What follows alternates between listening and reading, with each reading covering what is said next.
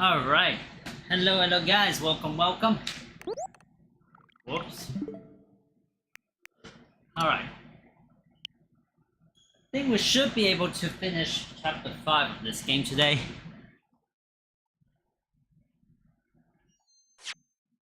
Just open my windows.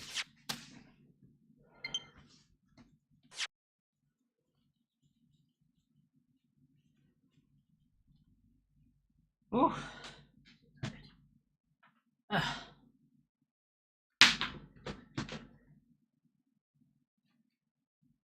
Stuff.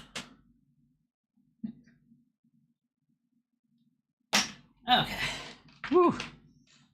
Wire. Fix my wire. Much better. Whew. Alright.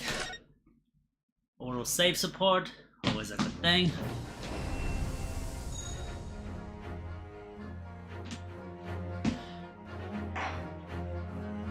Continue.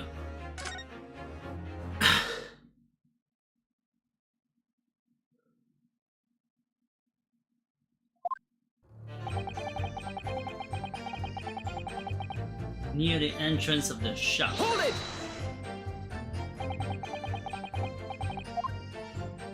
Ringo Nash was scout counter when someone appeared and flew at them. He already had the revolver in his hand.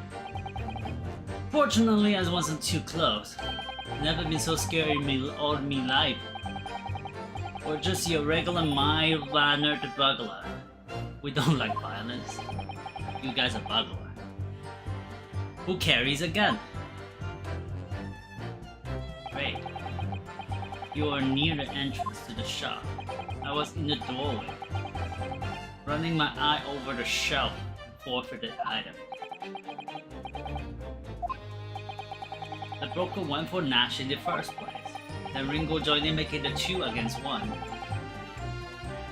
Making it 2 against 1, so I assumed they could handle the situation. But I was wrong. I was trying to help my little brat, but the old geezer chucked me over the brooming counter. Okay, so I pulled my gun on the old fella and that soon made him scarper.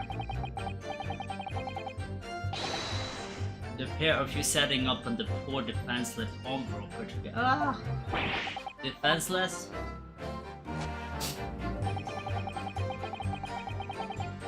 When Windy went through Nash over the counter, I felt a sharp pain in my arm. Hold it! Okay. Even that's the moment you were shot. Though I didn't realize what had happened, of course. As the 3 men were brawling. It was at exactly that moment that it happened, I didn't hear the gunshot. Struck the calendar in the wall behind you. So it would appear. When I looked at my arm, I saw it was bleeding badly, so I wrapped my handkerchief around it. Seeing I couldn't explain what had happened to a doctor, I had no choice but to wait for it to heal. I didn't imagine it would still be bleeding 2 days later. I mean, it's a shot, what did you expect? Did Mindy and Mr. intend to shoot you, do you think? Well, now I don't imagine he even noticed I was there, to be honest. Perhaps the gun went off accidentally, anyway it didn't quite strike home.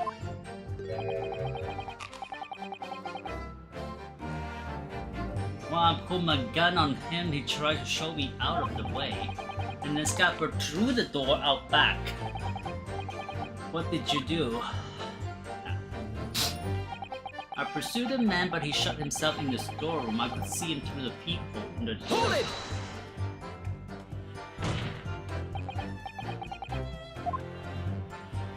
I don't recall the reason why, but I ran after him to the back of the shop. And what about this peephole in the door you mentioned? The storeroom's door a solid job, made of stupid wood. This is smaller than about the head height. That lets you see what's in there from the outside. Okay.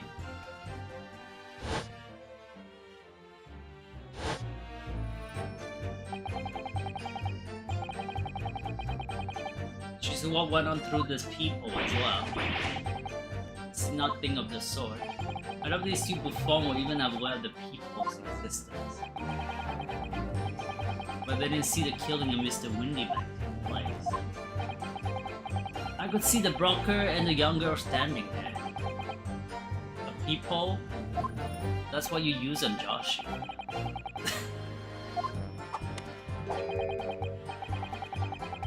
You raise a gun and pointed it straight at the man, and then what did you see next? The accused in the black coat shot the man in the back as he was trying to flee to safety. Yes, when the crime was discovered, the defendant was found with a gun in her hand.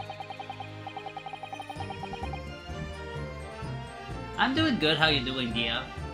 Well, that was Mr. Windyback's gun, from which only a single bullet had been fired. And as we've already established, Mr. Graydon, that bullet was fired at you. Ah, but no, it wasn't the broker's gun that pickpocket girl had when I saw her. The bullet from Windyback grazed my arm, and yes, the Skokin's gun grounded the detective. But this was another gun entirely, a third gun. Where's the third gun? You're doing alright. I mean, it's better than bad, right? I'm doing bad. Then we have to ask questions. The broker's gun was not a murder weapon, so clearly there had to be a third firearm. Where is it? The accused must have had her own gun with her at the time. No other guns were found at the scene. Calm yourself, counsel. What? You must consider the event in order. What? At first I saw the broker and the girl glaring at each other, but then all of a sudden, the broker turned and to run.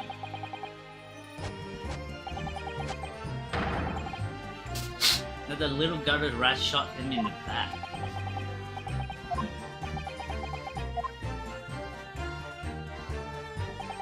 I saw the blood splatter all over that where she fell. Hello, Joshua. Evil Joshua. Through the peephole, I saw it clearly. Of course, it's stained and invisible now.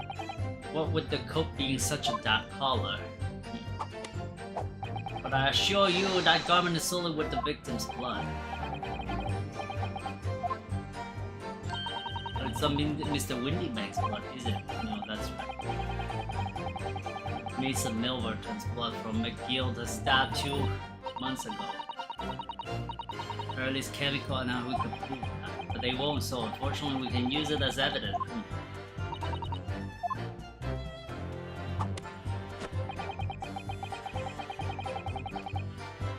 You pick it up and make your escape?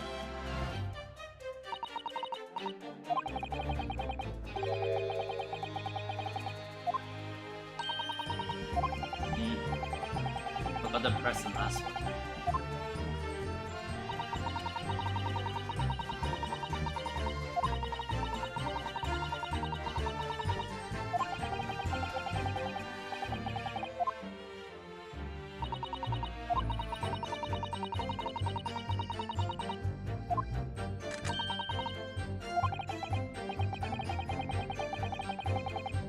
Inconsistency, we have to find that.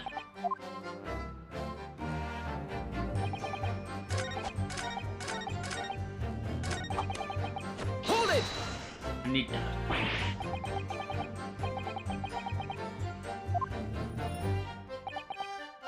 After the broker fell to the floor, she started walking over. Over where exactly? In the direction of the storeroom door. From where I was watching, of course, I quickly retreated, and then the girl dropped the gun through the peephole onto the floor on my side of the floor. I couldn't tell yet. Perhaps she was hoping to distance herself from the murder weapon. Without thinking, I went to pick it up. Where is it? I suppose I was worried about just leaving it there in case any more tragedy took place. So it was you, in fact, who took the third gun from the scene of the crime. And where is it? Third gun! It was yours truly. I really gotta start lifting weight one day. You want to be a firefighter? I mean, firefighter involve more than weight though. I mean, more than anything, firefighter does need to lift weight. In case you have to save someone, right? But at the same time, it's more about weight. You need to have the flexibility. You need to be in really good shape too. I mean, not every firefighter is like those you've seen on their calendars and stuff, right? Some are a little bit more, you know, out of shape, like not having a six-pack, but they can still lift quite a bit, right? When you left the pawnbroker that night, where did you go? You little toe rag! Excuse me! You wanna look like that though? Sure.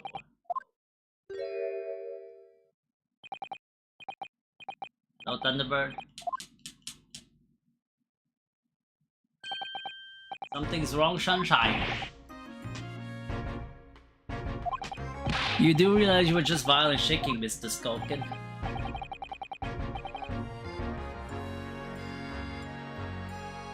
This deed's a little bit of a hooligan. Oh my. I mean, Thunderbird, do something. Joshie wants to post on the, you know, firefighter's calendar. Did you train Joshie? The Jemison did it when we got down the station. Why didn't you? Because we didn't know nothing about it or that flaming peephole in the door. One of those calendar one day.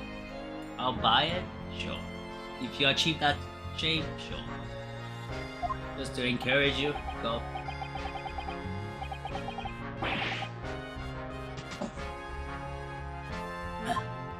Go!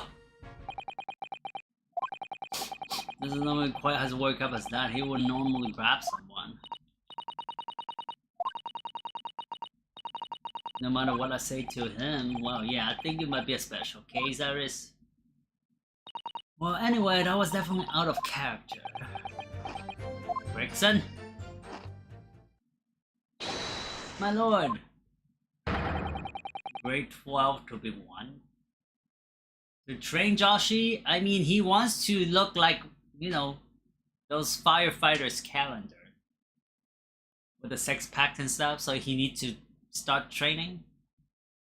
Weightlifting, and all those kind of things.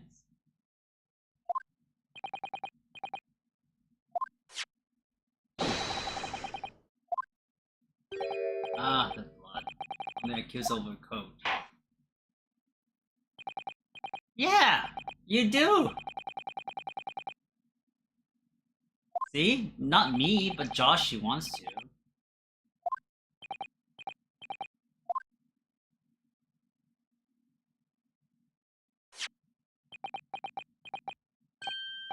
There you have it.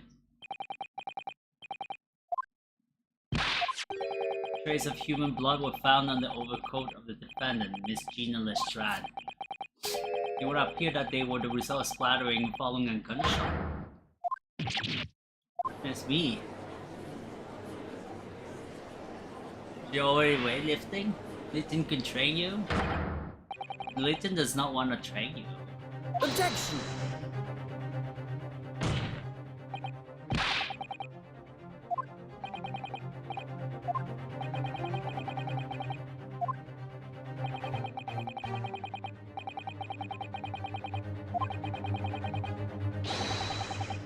Objection! She wants to? Did you ask her?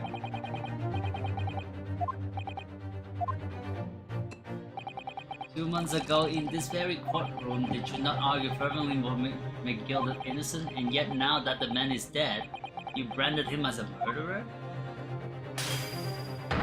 Your conduct shattered any shred of respect you may have earned for yourself in this country. Treachery, that's what it is. How to determine whether the blood on that coat is 2 months old or not. Even a stereoscope couldn't help but answer that problem pop up. It can't be done.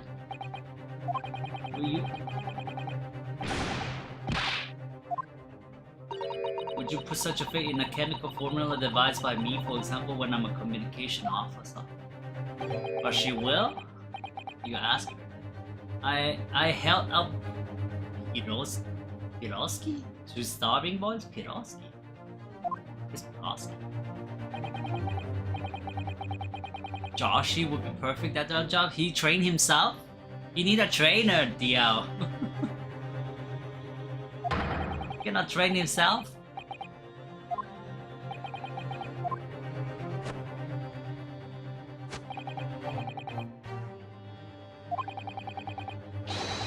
No, true from start to finish. The accused coat was splattered with the blood of the victim. The only way Mr. Greater Godzilla had known that fact is he saw it happen. In other words, his testimony is solid, and the conclusion is singular. It was the accused who shot the victim in this case. That is the whole truth. Rip. Thunderbird would train him then? Yes. Long battle this one, but this old warhouse has something to say now. At this moment, I disqualify Richie's final decision. They're all gonna say guilty. Guilty. Guilty. Guilty. Joshi, you're guilty. Guilty. Guilty. You stole DL's bra. Guilty.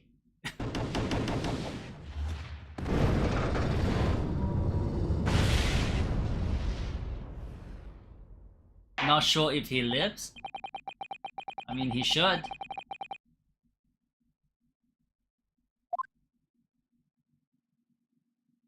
He should.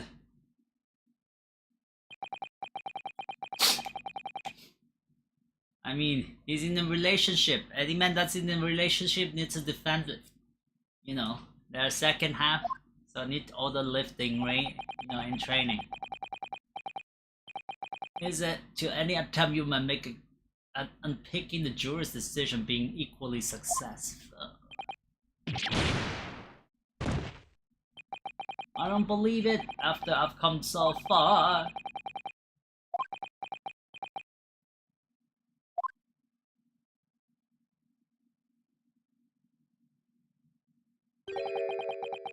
However, to be held in such a low esteem. Oh? Mr. Naruhodo? Officer? It occurs to me with some regularity, Mr. Naruhodo, that scientific truth are determined not by science, but by none other than the human mind. I know that voice. It's Herlock Sholmes!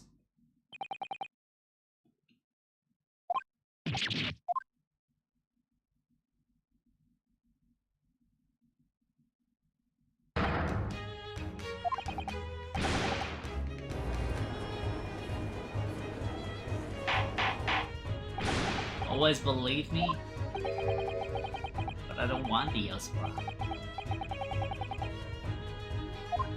Recuperating in the hospital as well I would be, had I not been set upon an errand. You're awake at last. Yes, good day, Iris. I appear to be rather late to rise. My apologies.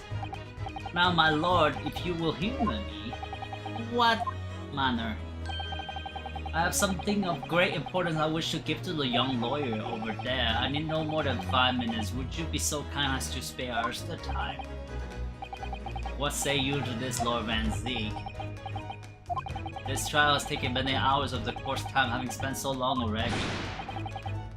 Having spent so long already, we don't want to go wasting any more precious time. As I was saying, having spent so long already, it would seem churlish to deny the defense a mere 5 minutes. Hey!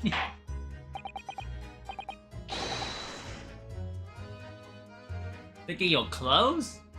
I don't need clothes.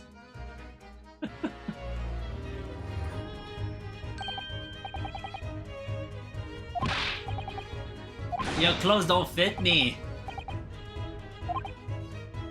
It's too tiny. Cool band t-shirt is too tiny, Joshua. I cannot fit inside your t-shirt. What? You too? What do you mean? My big clothes is too. This doesn't fit me.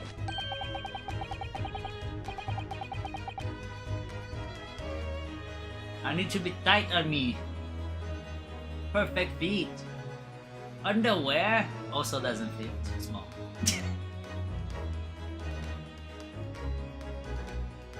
It's too small.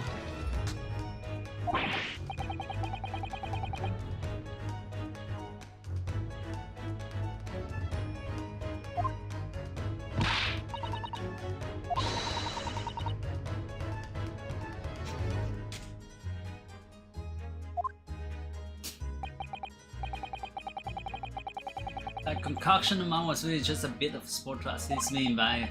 I never took the trouble to find it for appraisal by scientific community and oversight of it. Huh. No, Joshi's clothes wouldn't fit.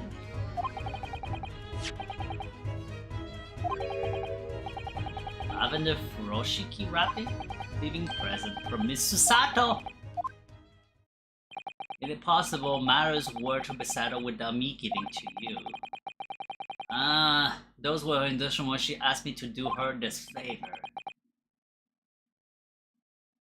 You weigh a lot if you're skinny. We saw your pictures, Joshi!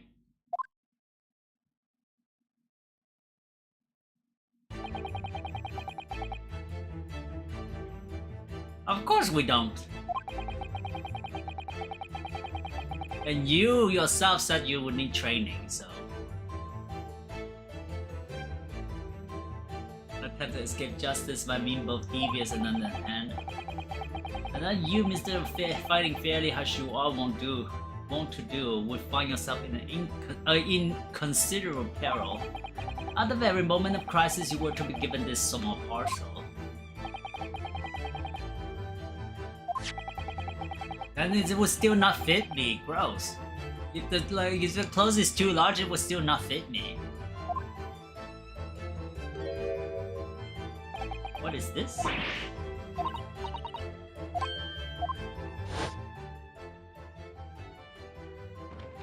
Camera. It's definitely not the same size as me.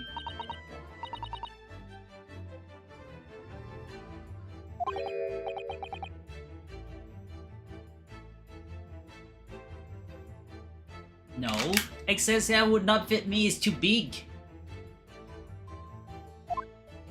Too big. Cat flapoma? What? Can make a cat flap for a little furry friend like Waggies in seconds? I mean, too big is still not fitting.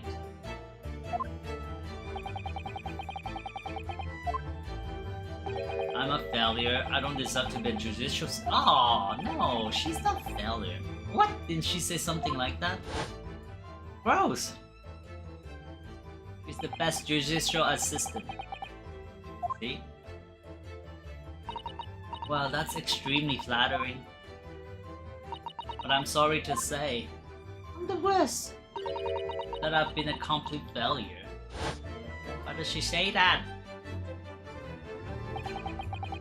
Got 4 boxes of cereal. That night when you left MiniGames in pursuit of the thieves, made use of this contraption for certain purpose. That is your answer, dear fellow.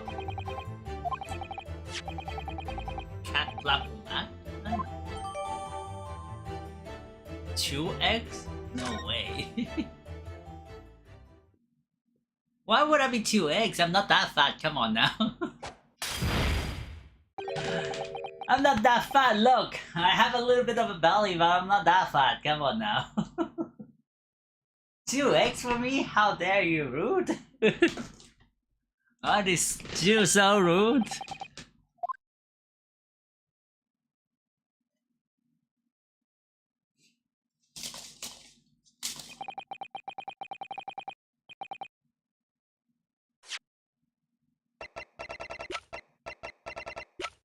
Yeah, what is the cap flapomat?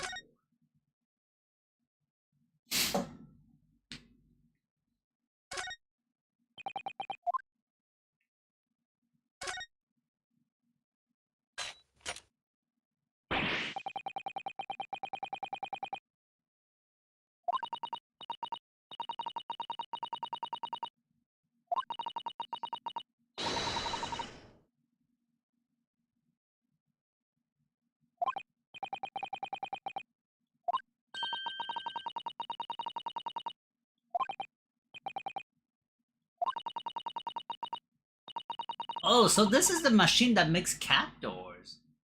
I thought it was just pushing the thing, but no, it's making cat doors.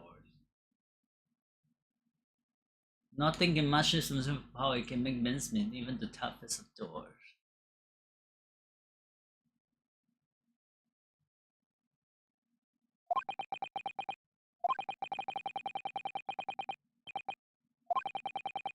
Reality of Capovan is that it's a grim weapon for door destruction. Wagaha is so adorable, there's nothing I wouldn't do for him, even develop deadly weapons! Oh my. I mean, this thing looks like a gun though, right?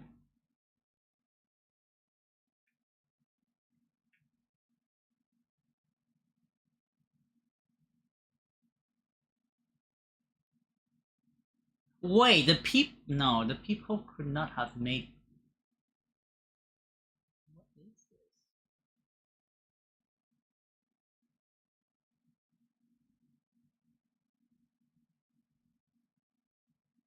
Tiger? You never knew cat door has spikes? It doesn't. That's the door. No, this device is for making the door itself. So you need to cut a hole in the door, the big door.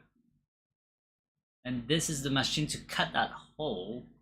And then the two thing is for attaching the hinges. So once you use this machine and have the hole in the door, then you install another part, which is the cat door itself with the hinges on top. So this is just making a hole in the door. But this is a gun, isn't it? Right? No, I thought the same thing. Like, this thing should be the device for the door. No. What the heck is that? I mean, they are very inventive with that thing, of course. But this almost looks like a gun, though. The spike threw you off? A compact machine for rapid creation of small flaps in latch door to allow cat to come and go freely. Is to create the door. Yeah, those two things on the top does it. So it should rotate as well, right? Those plates.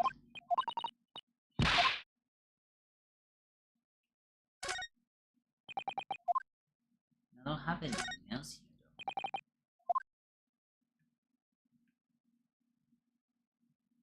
here though. I don't know what I need this thing for. She used it for why? That looks brutal. I mean, it's for door destruction. I know, thanks, detective. After all, the die is cast. Is it really? The jurors are unanimous in their leaning. No doubt my learned friend will consider a summation examination. But any attempt to alter the verdict now would be utterly futile. It was for the cats? No. Well, it's for the cat. You make cat doors for cats. But it's not to use directly on the cat. The cat will get shredded.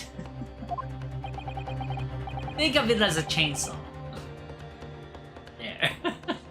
It's very much more like the spiky things, blade thing. It's like a, circular chainsaw.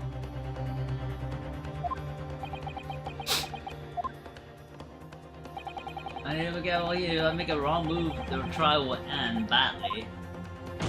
I will punch a hole in any enemy's gut.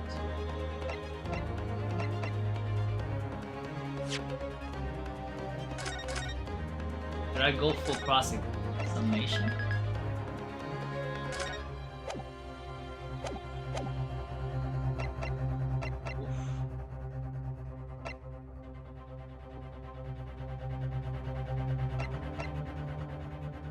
I mean, I don't know.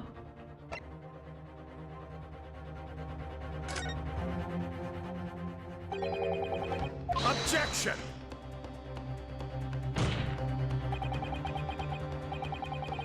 Demon not cross. Objection! Rather to consider one of the existing witness. would appear that a rather important detail has escaped your attention, Mr. Ripper.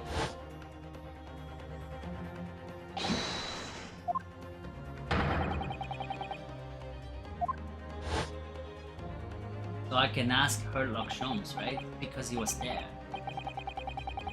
For a cat door in this game? No, it's not the spike for a cat door. It's to make the cat door. It's not part of the cat door. It's a making of a cat door. Not part of the cat door. In rapid creation. Creation of small flaps in large doors.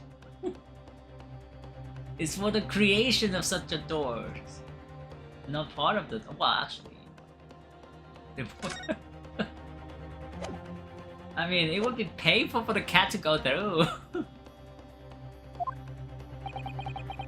You have no objections, Council? No, my lord.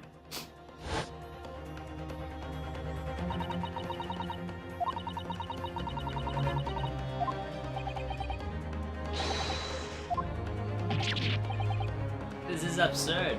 Yeah, I'm not asking for some nation.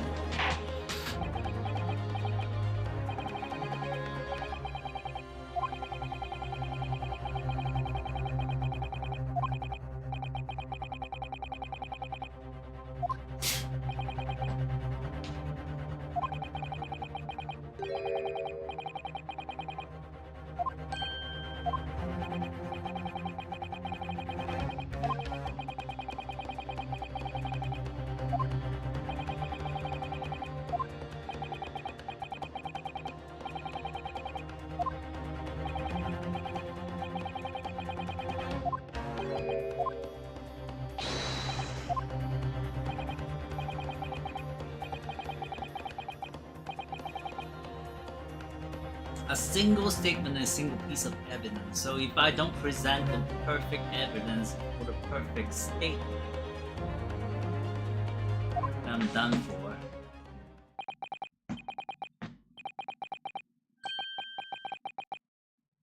Fell in a death faint. I leave this to you, capable hand. Oh no, he's fainting. Crap. Mr. Shaw, no.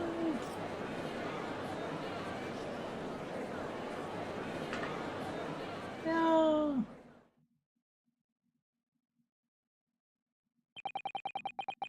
To stand so insouciantly. Is that even a word in English? Insouciance. How do you pronounce that? Okay. Before the court in a state of such a high fever. High fever? He got shot, he has high fever? Really? That's not a good sign for Sholmes over there. Other than men has an extraordinary strength of mind or an extraordinary lack of feeling.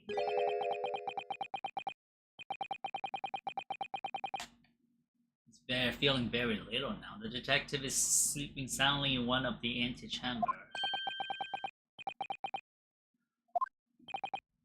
Well then, Council, are you fully prepared? Oh crap, I'm dead. Dead as one might be.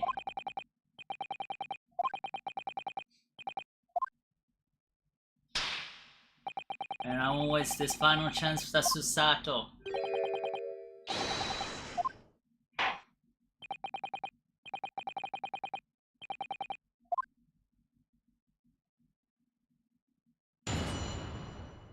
I'm not allowed to press.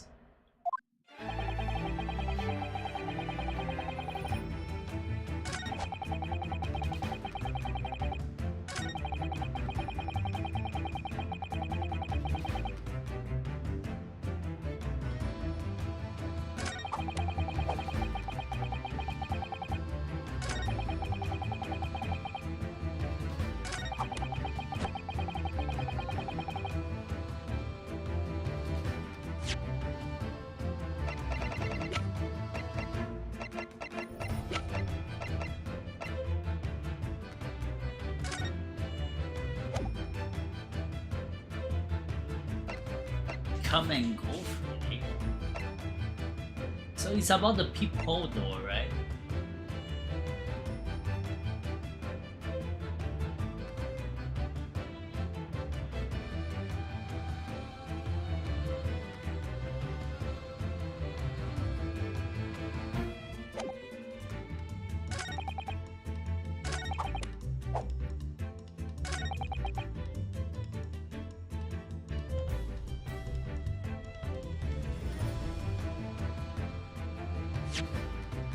So the peephole is made by this machine, I think.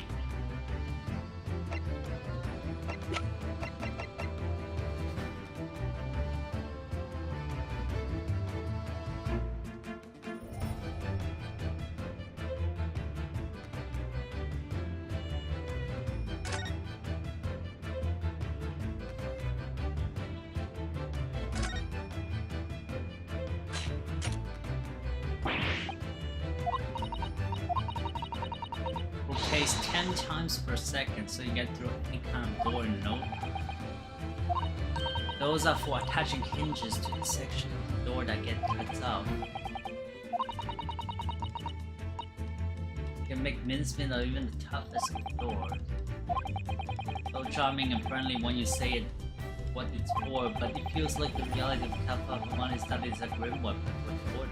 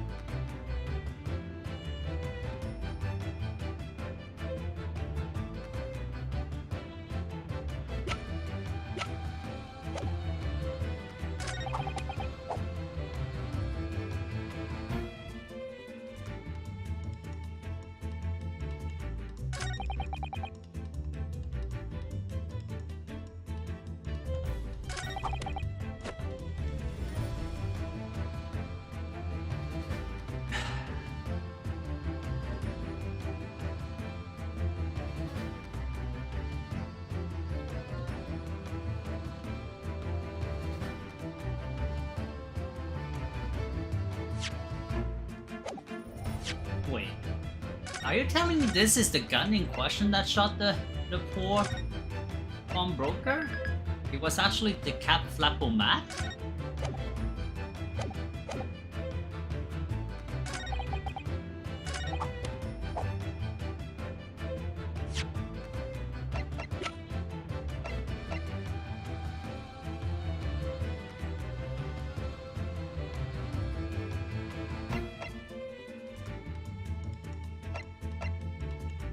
What?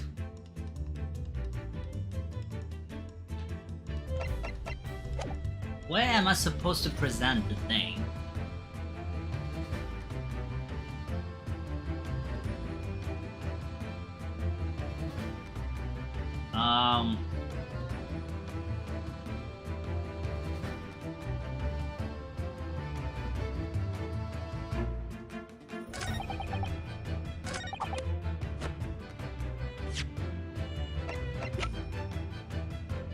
Objection!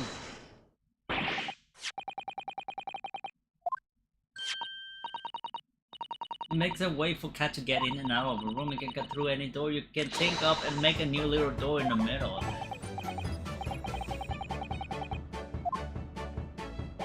More door for cats to come and go as they please without their owner having to open the link.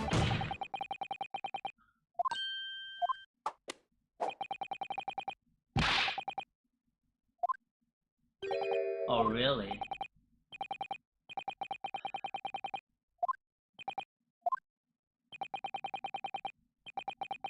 I fail to see what this has to do with the matter at the hand. Perhaps it would help if I describe its function another way then. This contraption is able to create a peephole in any door you can imagine in practically no time at all. Peephole.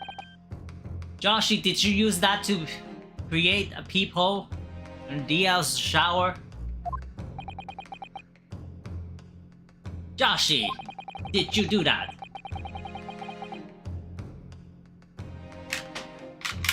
You did it, didn't you? That's right, according to the paperwork at the yard, it was you, your Japanese assistant, and show.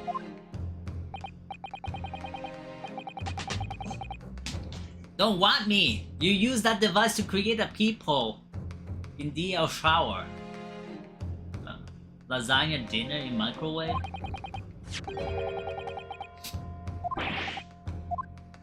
There was a peephole in the storeroom door, I can attest to that. I looked through the peephole myself in order to see inside the locked storeroom.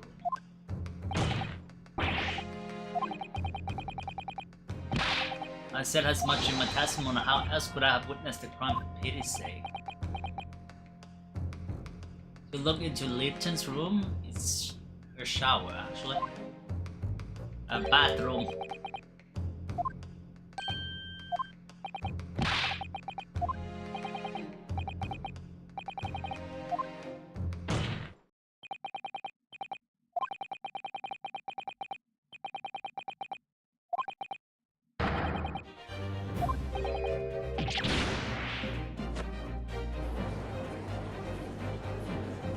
Objection!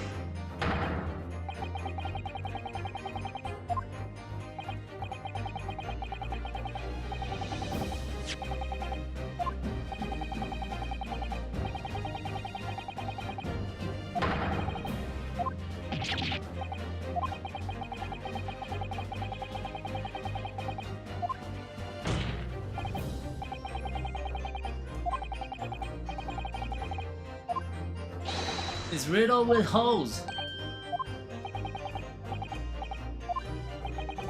Majority of Mr. Grader's testament that appears to incriminate the defendant is based upon what he witnessed through the peepholes in the store. That filthy girl shooting the man in the bag. However, if at the time of the incident that the people did not yet exist in the door, there's no possible way that you could have seen what you claim to have seen. In short, your entire testimony is a pack of lies. Oh wow, okay. Wait, what? How did I know that it was made after this? Objection! None whatsoever, as my learned friend must surely realize. Exactly, this is just some cheap trick designed to discredit me. I'm afraid not, sir. Plating can throw to a solid wood? Oh yes. They are even the toughest of door. That's absurd. I don't believe it for a second. Haha, I had a feeling you'd say that. Would you test it? Oh wait, time for dinner. What? Oh, DL is coming inside the game. Meow. Ah. One does not make a cat fly in the paddling at the whole baby.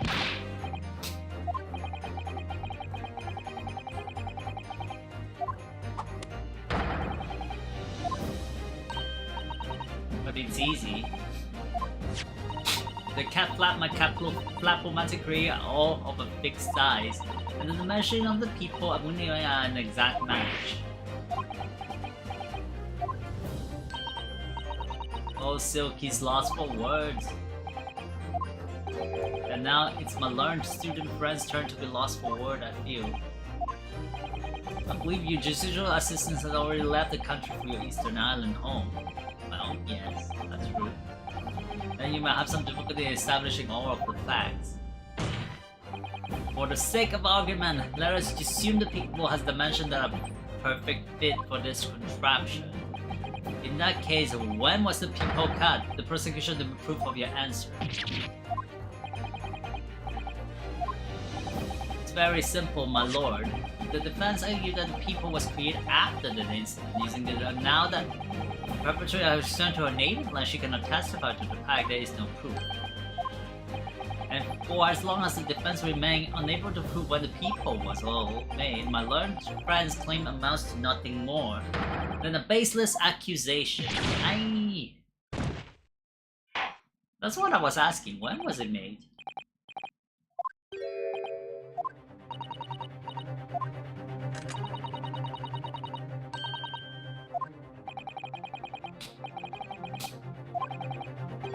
The greatest resistors in the world.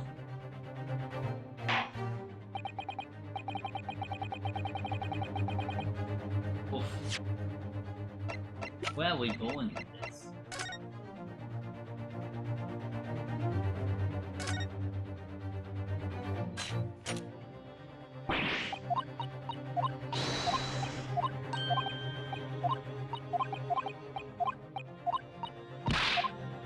Oh, wait, I have photo. What photos?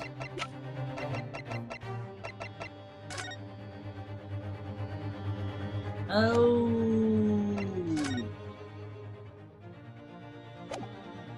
I have the photo proving that it does not have any people.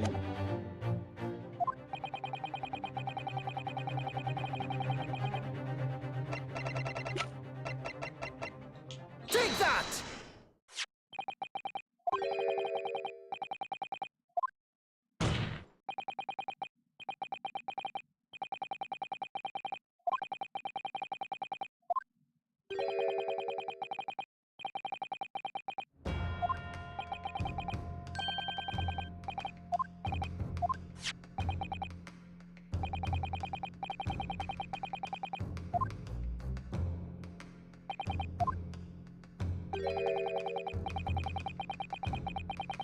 Look at the door.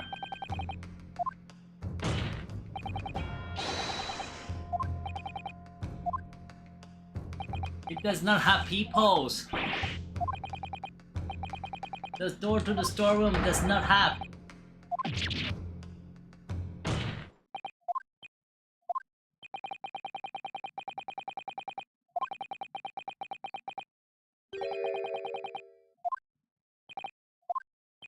In other words, your testimony.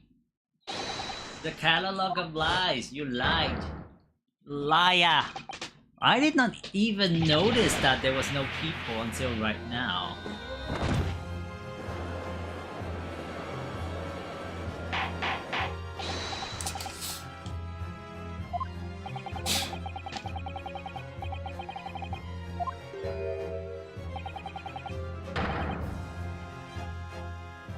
This witness testimony on child flashes. Gross! That's not the only thing we know beyond all reasonable doubts. My learned friend's assistant guild can no longer be denied. That woman tampered with a crime scene. But more importantly,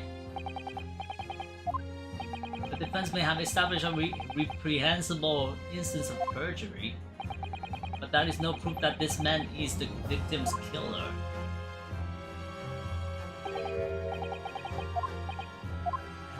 I was there at the scene, it's true. It's true, but that's all. Yes, in fact, if you look at the circumstances, I'm the victim here.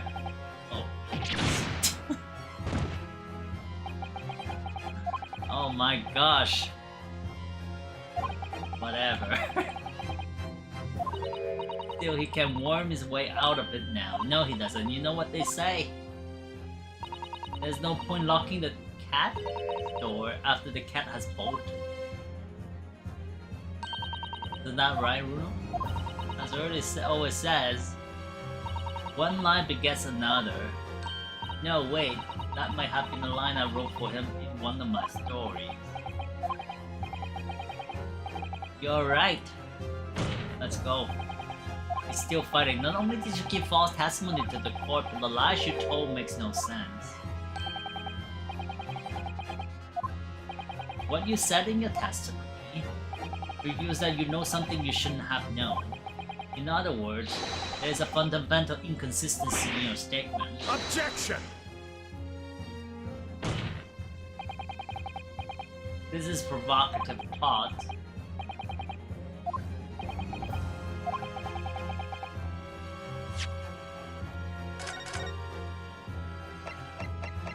Say.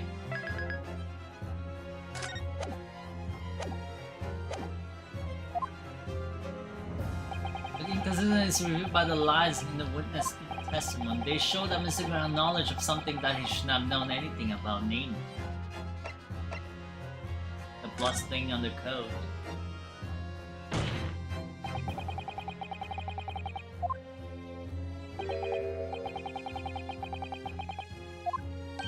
But how could you possibly have known that?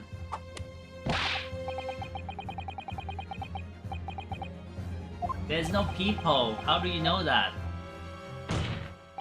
The point is not that you lied in your testimony, Mr. Graydon. It's the nature of the lie you concocted that is so revealing. Then let me ask you a simple question. How is it, Mr. Graydon, that you knew of the existence of the people in the storeroom? What? Obviously, you. Has the cat got your tongue? The DL got your tongue? Witness, answer your question. The people in the door was made after the incident occurred, and once I returned to the shop having failed to catch the two burglars, Scotland Yard investigator arrived immediately. Since that time, the police have been at Winnipeg constantly carrying out their investigation, and you were not there. Isn't that right, Inspector Gregson? Well, yes, of course. And the place is chock full upon the article, and my lads have got to thoroughly examine them, so I gave the order to have the officer working around the clock in shift so we get through it all. And consequently, there's no way that you, Mr. Graydon, could have gained access to the shop. Therefore, you should have known nothing about the people in the storeroom. So the fact that its existence formed the basis of your testimony is completely inexplicable. Objection! And yet, the fact remains that Mr. did maintain that he witnessed the crime take place to the people in the door. How on earth is that possible? Could I have a word? Sure. Detective, Inspector, what did you hide? It's just that I really ought to be getting back to the station now to put in my report. There's really nothing more I can add to this, so if it's all the same to you, permission denied. Oh no. It's not all the same to me, Inspector, not at all. You will remain exactly where you are until this trial concluded. What, in your room? DL. Joshi used that device in the game. Instead of making cat door, he made a people. To look at you when you shower. That's what it is. Mr. Graydon. Tell me now, tell me now. You shouldn't have known about the existence of that people, so why? That you must have been informed about it by somebody else. Objection!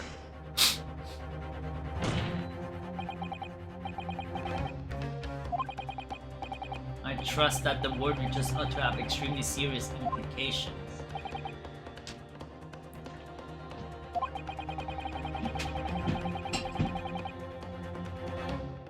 The defense believes that the detail about the case that Mr. Graydon claims to have seen must have been revealed to him by a certain person before his testimony.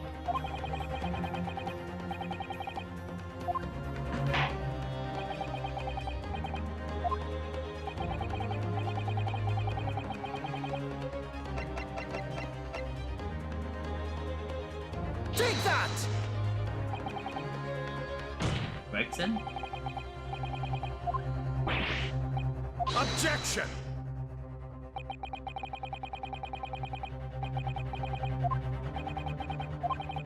We've only been aware of Mr. Ashley Graydon's identity for the last few hours. We learned of it only during the course of the trial today.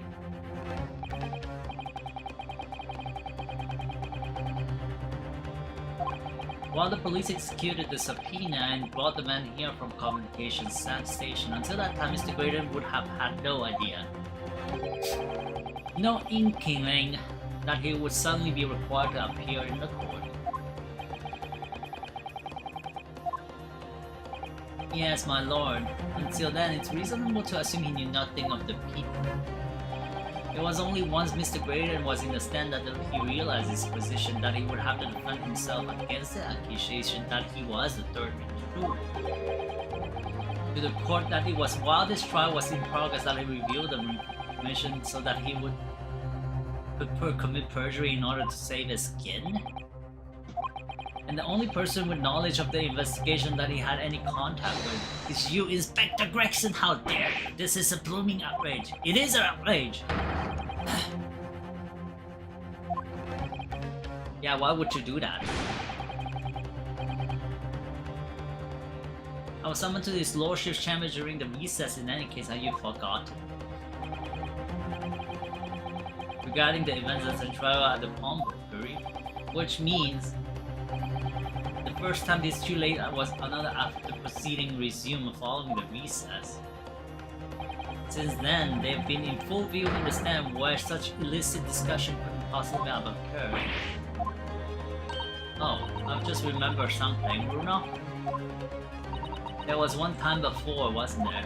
I think it was when Ginny was testifying.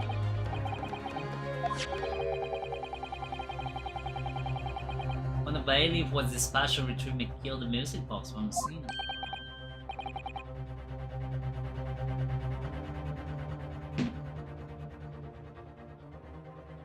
You said you may have.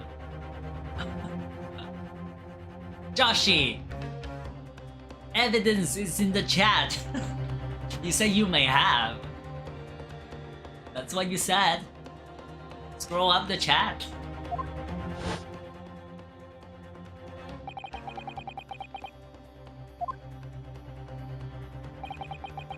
It was a lie? Seem to be having some kind of discussions. Possible for you to give Mr. Graydons the information they needed. You little toe rag, you're making all this up. It's like you made. No. There's no hole in my room. Admittingly, you wouldn't have any reason to do something like that for no gain, perhaps. It was part of a deal of some kind, then it starts to make more sense. What deal, console? I wonder if perhaps in exchange for detail about the people at the crime scene, Mr. Graydon agreed to give a certain something to the inspector. Oh shit. My toes are? My toes are here? Here?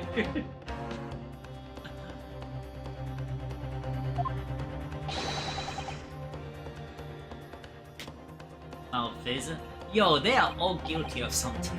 Objection! Becoming clear that jumping in with accusation is this Nipponese student's specialties. I don't do that! But with the stakes so high, the prosecution is not prepared to listen to baseless charges. It is incumbent on the defense now to present evidence in support of diabolical claims. Evidence? Just what are you proposing that is demanded of the witness in return?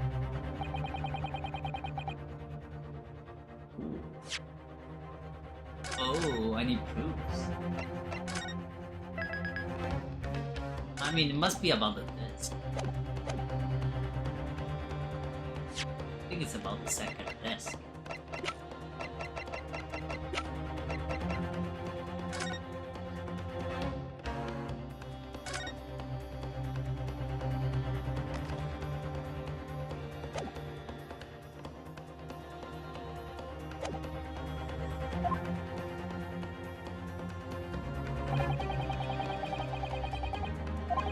Then logically, there's only one thing he could have asked for.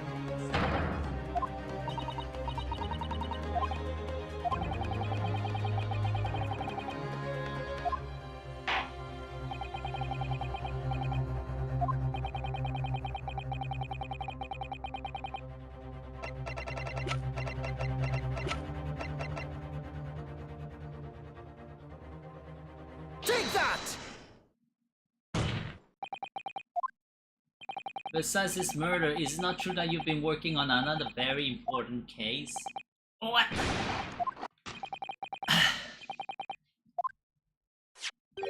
Is what alluded to this newspaper article here the classified secret being leaked overseas from the Ministry of Justice?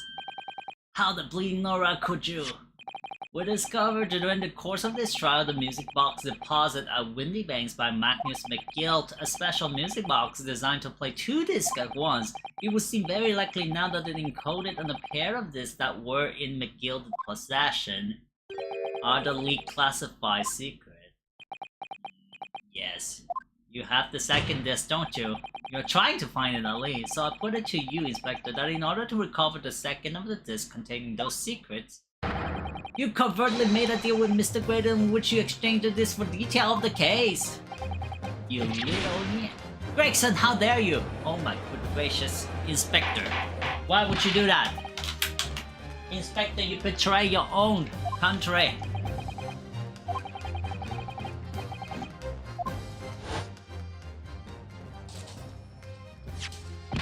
I'll be taking whatever it is of McGilded down to the yard, thank you very much, so hand it over.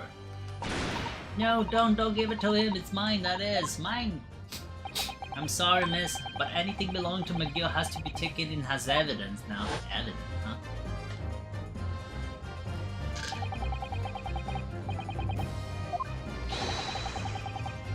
The deal was involving the stealing of government secrets. Rickson? Explain yourself. My orders will recover the medium used to convey the secret leak from the ministry and do it on the QT. Strictly hush hush.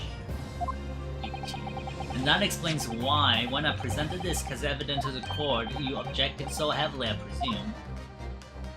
Because you knew that it contained highly confidential information. Well, I mean, not likely. I mean, I wasn't so that sure of it myself. I realized there was a possibility, that's all. Oh my. Surely you are not saying that in order to acquire the second of the music box disc, you did indeed reveal confidential details of the crime scene to the witness? To aid and abet this man in giving false testimony? Yo. You're a police officer, you do those kind of things. I'll get you fired. Dashi, you're fired!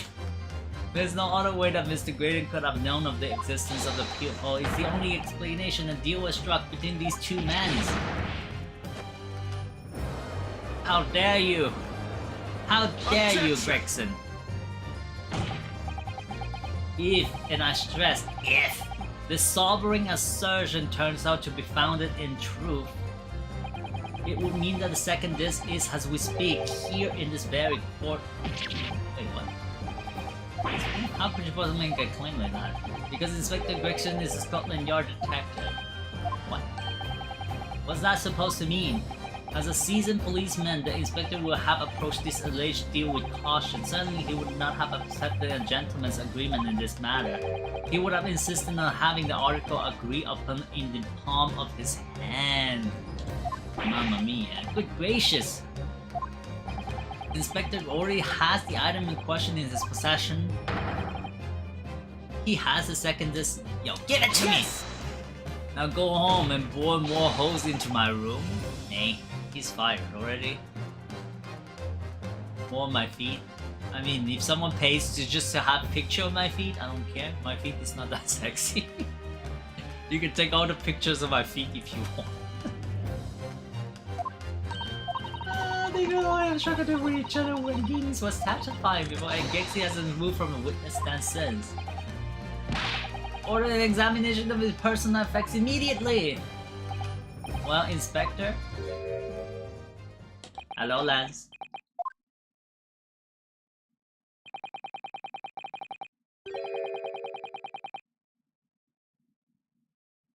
This young lad wants to tone down his imagination. He's insulted me and my profession quite enough.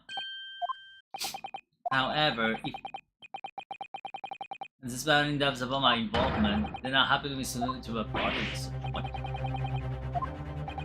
I presume you're aware of the precipice of which you now teeter, my learned Japanese student friend. You made the most serious allegation under Scotland Yard here. If, following the search of the inspector personal effect, no disc is found, you will be deemed unfit for the court service. This trial will end, and my country's government will formally demand that of yours that you are severely reprimanded.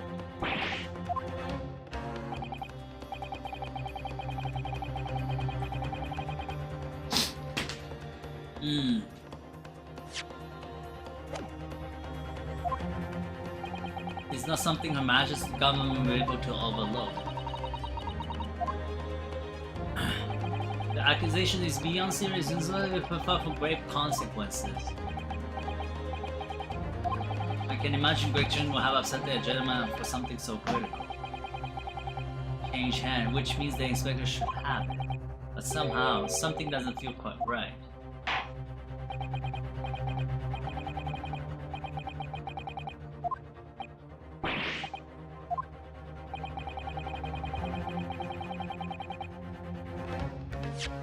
I want to search someone else.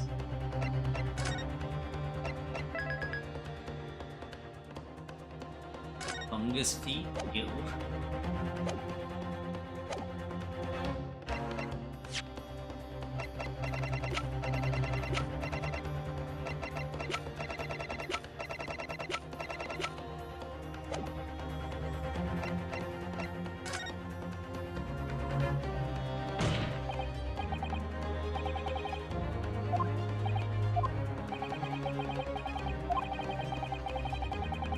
May well land in your hot water this time. Perhaps the lesson will do you some good. Fair enough.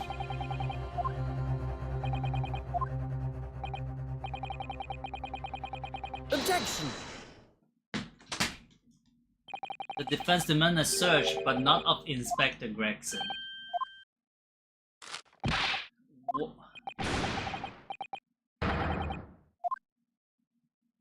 Oh my.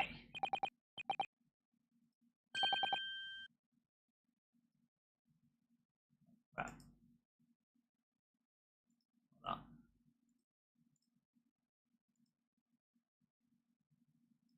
Ah, what is this?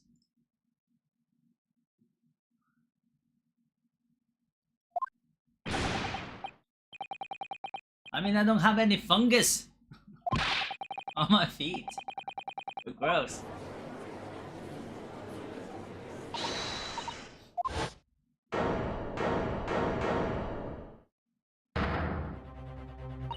Bruno assumed what you all told him to do, having the courage of his conviction, so you should respect that and listen to what he has to say in good faith, because that's the British way.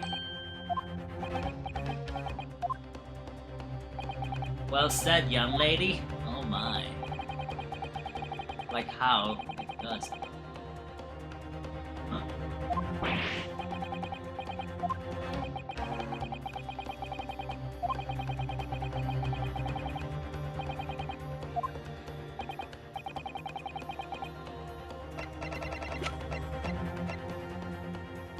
Take that!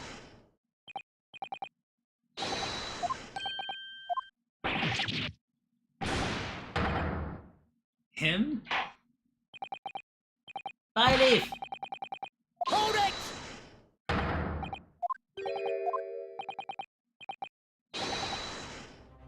Objection! Human unplanned.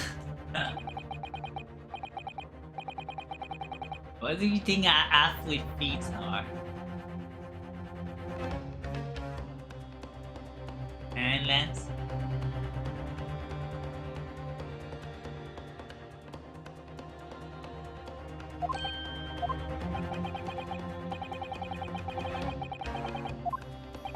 You don't have any objections that you can throw. You are not part of the defense nor the prosecution. I have no idea what forces are in play that might influence your actions. But personally, I have no intention of obstructing the course of this trial. I want to start watching Chicago Fire and Fire Country one day so you learn epic firefighting skills. Did the spy Erica and Grass type? Hold on a moment, I don't know nothing. Nothing about no disc. You better cat it out. Search it, he has the disc. I'm here, my lord.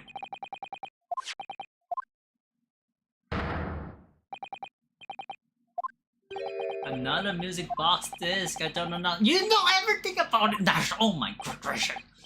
She's actually one of the easiest gym leader.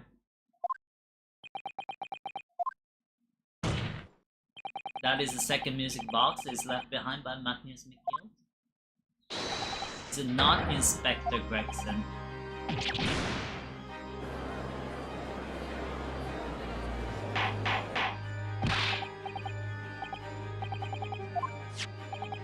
Gordon Burnett, I mean just Gordon Flaming Burnett. I swear I didn't know nothing about that disc. Honest to God. Why do you have it then? Jim Megami Tensei Norge. But still, that was struck was between this witness and this detective, no? Without question, my lord. Then for pity's sake, why on earth was this man in possession of the disc that the inspector traded for information? Inspector Gregson is a shrewd and calculated man who rarely loses his composure, but at one particular point in this trial he exhibits some unusual behavior for a brief moment. It was, yes, during my cross-examination of Mr. Graydon. I was choking the life over that poor Miss Nash Skoka. Well, not Zombieland version of Tokyo but with demons. No. Was it by any chance with the second disc in your jacket pockets? Admit to nothing of the sort. While Mr. Grader answered my question, the inspector appeared to have grabbed Nash Culkin by his coat and was shaking him violently. Got me nosing was gonna fall clean off if it did. I was wishing I'd been born as me brother. Make it to attack you like that. Ain't got a clue, he just suddenly turned and grabbed me while me whistle like that and started shaking me. Why the place didn't you mention the third when we got you down the station? That's what he said. Yelled it right down to my ear hole, he did. My head's still throbbing now, oh my. It's future Joshi? The way the detective behaved then was extremely out of character, but looking back now, it must have been that he did it. That was the opportunity that Inspector Gregson created for himself in order to hide this. Bless my wig, he hit it! You. But I'm afraid I failed to comprehend the motives here. If the detective had acquired this guy was after, why on earth would he then proceed to hide it in another man's pocket? This is a court of law, he could have submitted the item as evidence because he doesn't want to. It will appear, my lord, that the inspector was not at liberty to do that. As the man himself revealed earlier, his current assignment has some special conditions. My order were, recover the medium used to convey the secret leak from the ministry and do it on the QT, strictly hush hush. Hush hush? Top secret assignment, is it? As far as we're aware, the information stolen comes from confidential government communication. It would seem that if the information were to be revealed in the court as evidence, it would be problematic. Does that sum up the situation, Inspector? Yes. I'm operating under direct order from the ministry. I'm afraid I'm not at the liberty to answer that question. So, realizing there was a chance that you may be searched in this court, you took steps to hide the disc that you have acquired from the witness. You only pretend to attack Mr. Kogan in order to get close enough to him, to slip the second disc into his pocket. How shrewd and gross! So it was all a pretense. You, Inspector. And you, Mr. Graydon, are you prepared to admit the accusation made against you of this alleged deal?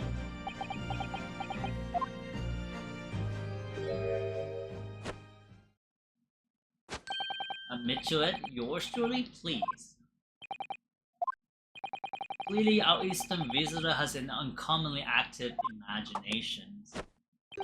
However, there's no proof that I passed that disc to the inspector. Objection!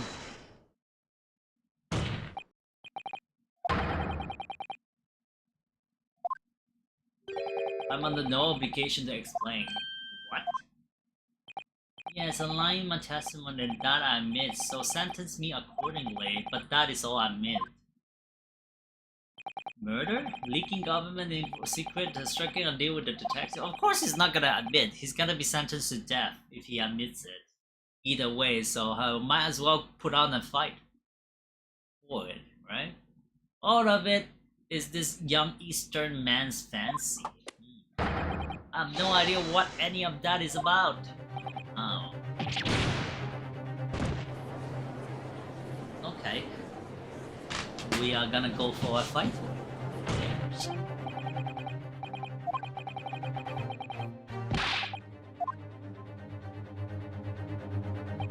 Ladies and gentlemen of the jury, as a Scotland Yard inspector, I will declare this and nothing more.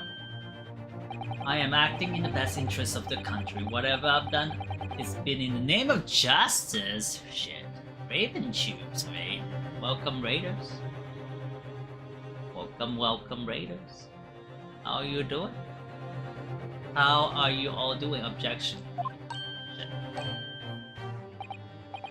Member of the public of this fine country, I'd like to think that justice will be your guiding light when you're making your decision. Ha!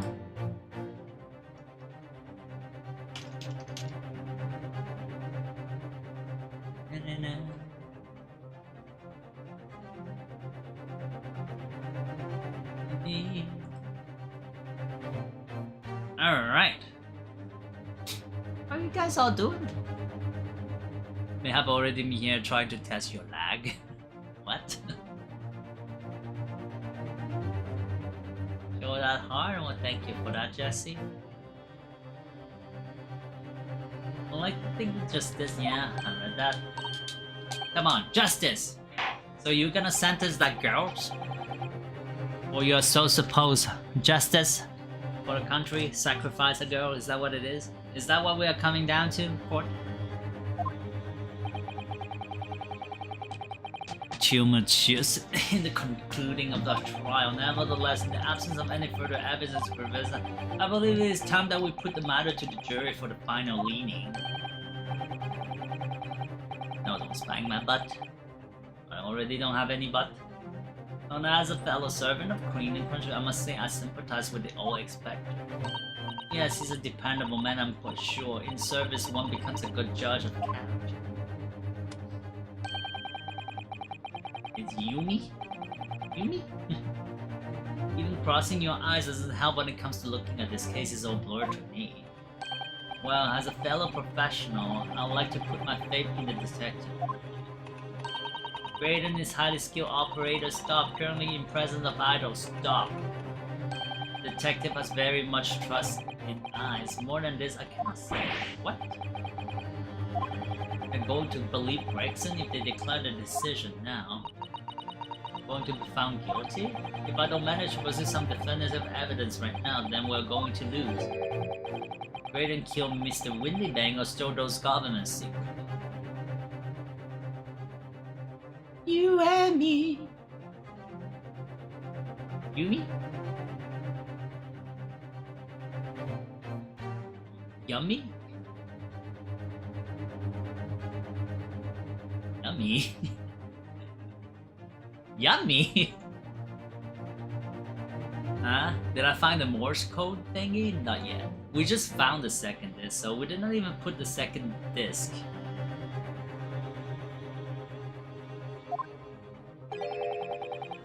Some evidence forced Gregson into a minute that struck a deal with the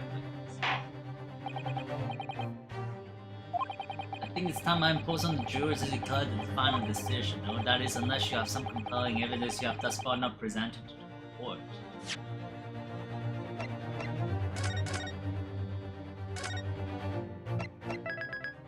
I mean, what other evidence can I present? I need to put that shit inside them. Well, in the court proofs, I still don't have the second disc. I mean, we just found out the second disc where it was.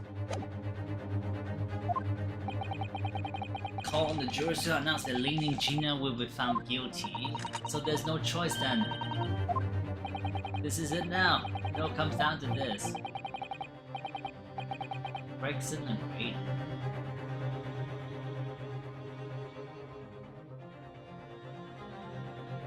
Yummy?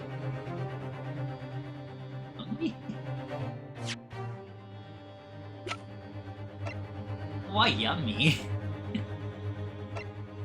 You wanna eat her? Okay.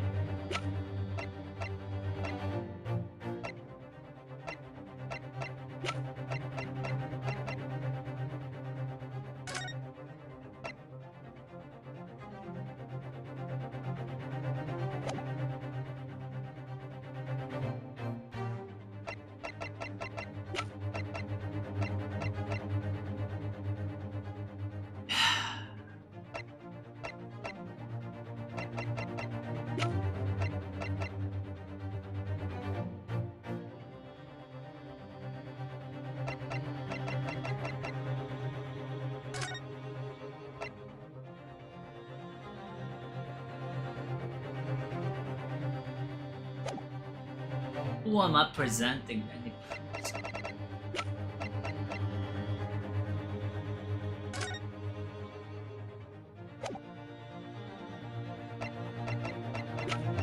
They're presented to Inspector.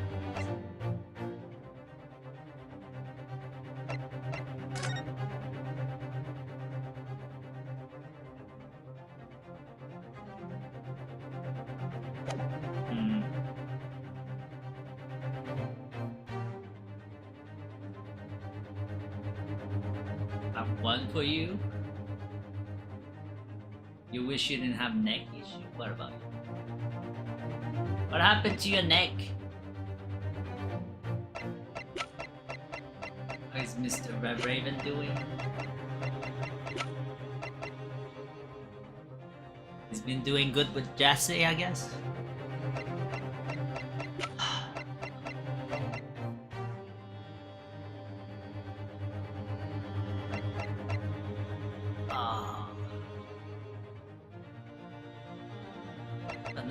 Conundrum.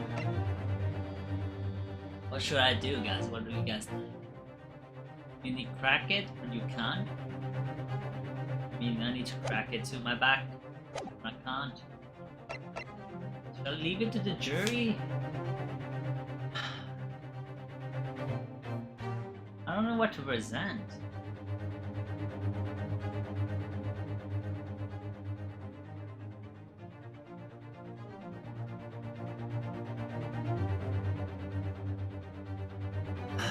Against Graydon.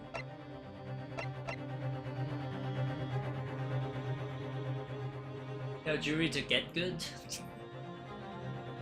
Crack it back to the place. Or Inspector Gregson. Let's go for Gregson.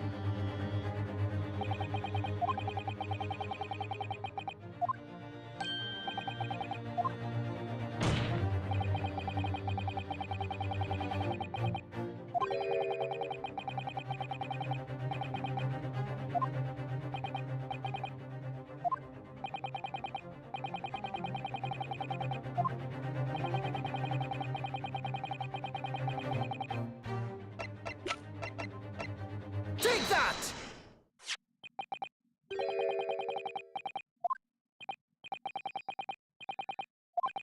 I think whereas now would be a good time to listen to the sound produced by the music box again with the second disc, right? Okay, sure. Let's go there. With the second disc, we'll just get those set in place as well. Hold it! No, I don't care. No, wait, I can let you do that.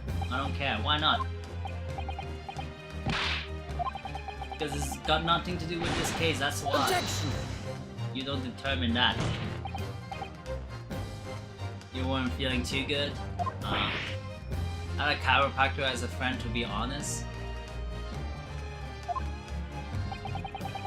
So you're gonna go to your chiropractor, friend? Oops. Give me my second disc. I want to listen to the sound of the Morse code. What is the thing said? It's been long enough. Let me know. Two distinct tones. The defense believed that the second disc contained the second tone needed to complete the message, and now we have a chance to confirm that to you. We're crying loud, not sunshine. We're talking about state secret. How do you know? If we are letting the whole court hear confidential information, then it's treason. Then do you admit the charge? That in order to protect our state secret, you engage in unlawful dealing with the witness? You're mad. If you let the secret information out into the public domain, you'll be making an enemy of the entire British enemy government, you idiot! Oh my. Not go to the official one now. How much they charge? I have no idea. I mean, usually chiropractor at my place is like what?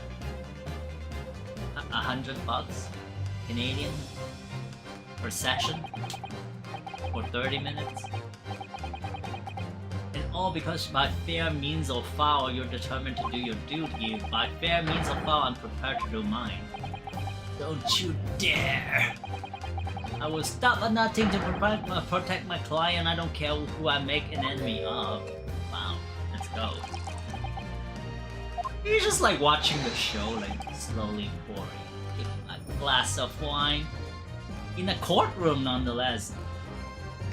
Almost feels like me when I'm doing classes in university for my second bachelor degree, by the way. I was like drinking my first roll. The teacher was there. He was looking at me, didn't say anything though.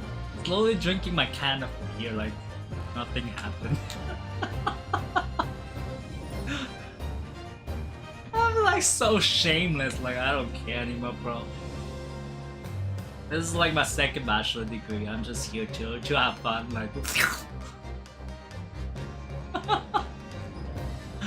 This is for the cosplay because it looks so messy in the photo.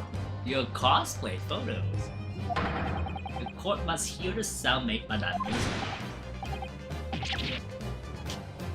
Come on, Van Zig, for Pete's sake, stop him. Objection! Objection, Inspector. You should know my methods by now. With the legs, you like boink. I'm no Scotland Yard puppet. In this courtroom, my duty is to the law, so let me propose a toast to uncovering the truth by fair means of foul. As Jesse from Team Rocket, Sylveon, and Tifa Lockhart for Sakura 2024. That's at your place, right? The defense stands here and that of the prosecution has been made very clear. I feel therefore, in accordance with the defense request, the court will now listen to this music box set in operation once with the second disc in place. Okay?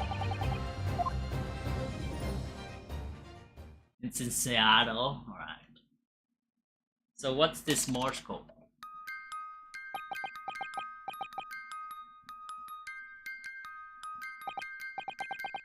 Oh, listen to that. And unmistakable, it's Morse code. It is Morse code!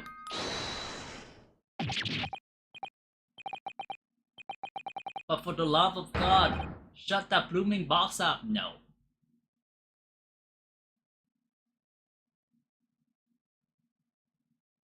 No. When is that happening, you mean? Inspector Gregson. Did you or did you not strike a deal with the witness next to you in the stand, Mr. Ashley Graydon? Easter weekend. Okay, so it's still a couple of weeks from now. Did you review the existence of the peephole in the pawnbroker's storeroom door, Inspector? Did you not? You don't have to sign up for cosplay chess? Hence why the photo was posted? Stop, what are you doing, man? It's all exactly like the young Eastern lawyer said. When the trial resumed after the recess, we were stood here in the stand together. That's when he approached me with the deal. Shut up, you imbecile! Shut up! Oh, he should stop shouting. You there, you're the detective who turned up at the pawnbroker the other day, aren't you? I may have something you're looking for, Inspector, with me at this very moment, so how about a trade? I suggest you accept. Or information that may have certain individual uncomfortable will soon become very public indeed. Oh, so it's about an individual. Sure, post it. I don't mind. So I accepted the man's proposal and told him details about a case that should put him in the clear. The people in the storeroom door and the blood stain on the overcoat. By giving false testimony, this witness intended to have the defendant wrongly accused of murder. Inspector Gregson, you knew of that! And yet you still revealed those details to facilitate the witness' perjury. How dare you, Inspector?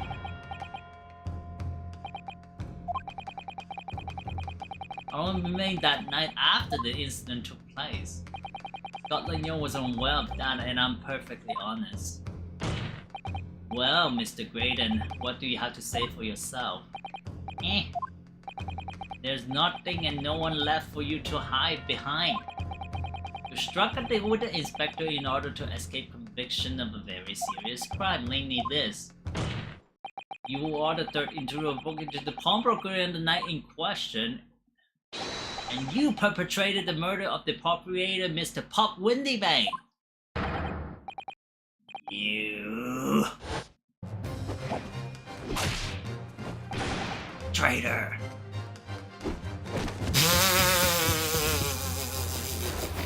He's gonna kill the inspector now? With a broken cane? Oh my. Miley! Restrain that man at once! Yo!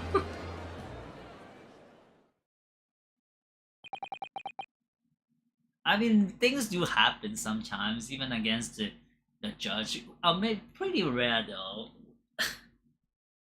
Some people have no caring whatsoever to attack the judge or some other people. It did happen, even recently it did happen.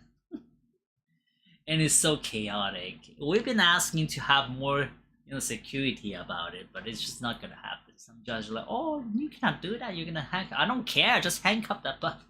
It's not like we're hurting him by putting handcuffs on them. But that's another story. How is he not dead? I don't know.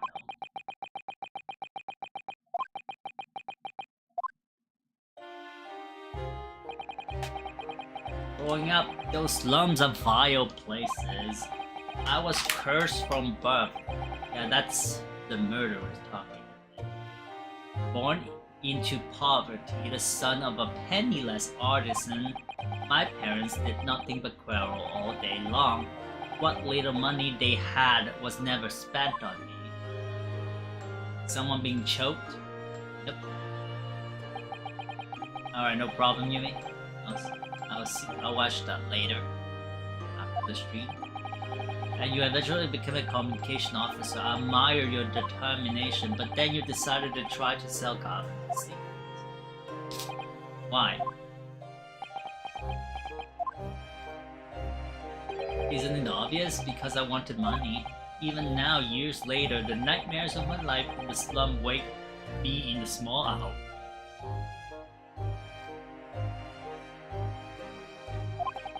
I wanted to drown them out with more money than anyone who lived in that squalor could ever imagine. And then one day I met him, Mr. Magnus McGill.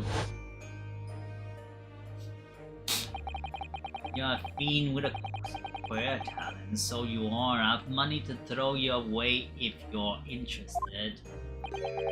All you need to do is to go along with me, little plan now. Yeah, that's stupid character I had to defend. I was to steal the ministry telegraphic message logs, and McGill would buy them for a handsome sum.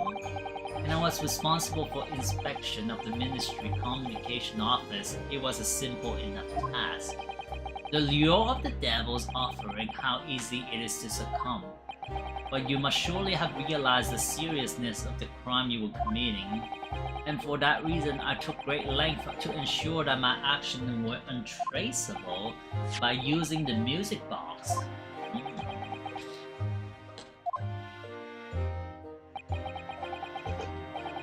My father was a brickmaker, though my mother divorced him when I was still a child. Yet, Mr. Mason Milverton, another victim from a previous case. That's right, he was very skilled with his hands. He once been a music box maker's apprentice. Okay? I imagine his skills would be sufficient to create a machine that could generate Morse code, so I sought out my father again to employ his service. It was the first time I seen him since I left the slums 10 years earlier. Okay. Mason? Look at you, Ashley. What a fine gent you've become, eh? He was a different man to the one in my memories, a thin, frail old man. Saya was Lucy. Lucy. Mew Ichigo in the main game, and Sora for improv.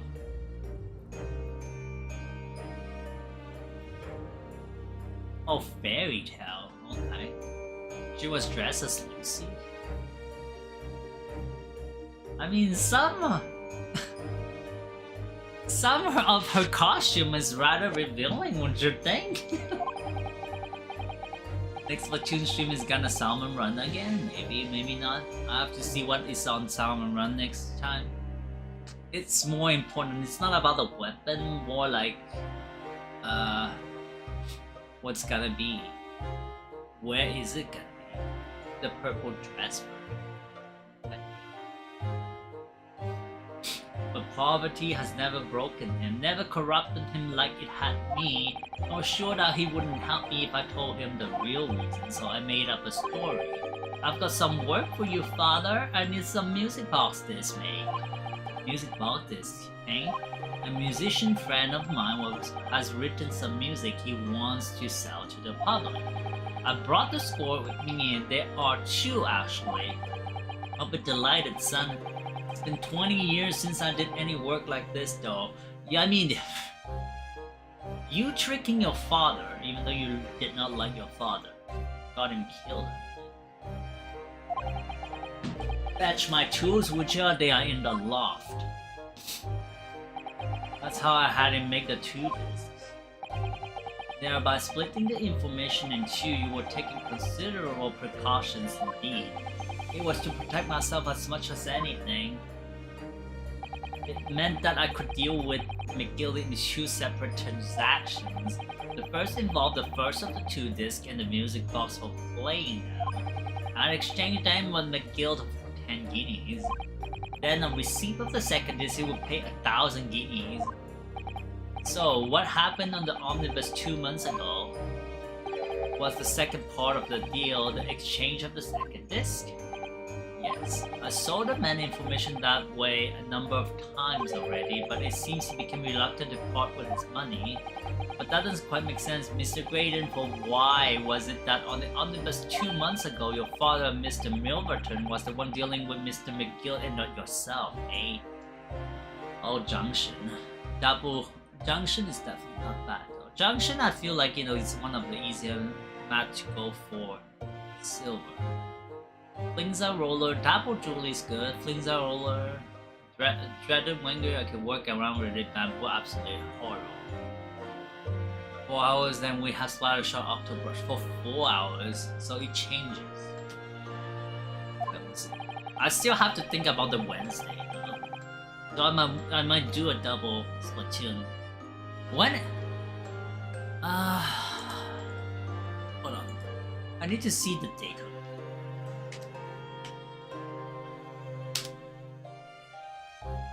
Princess Peach Switch. So when is it gonna come? March 22nd for Princess Peach Showdown. So the earliest is gonna be DK versus Mario. Why for 1 month? Switch. So that game is gonna come out what?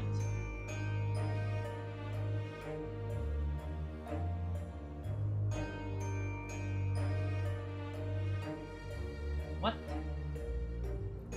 16th of February, so that will be the week after.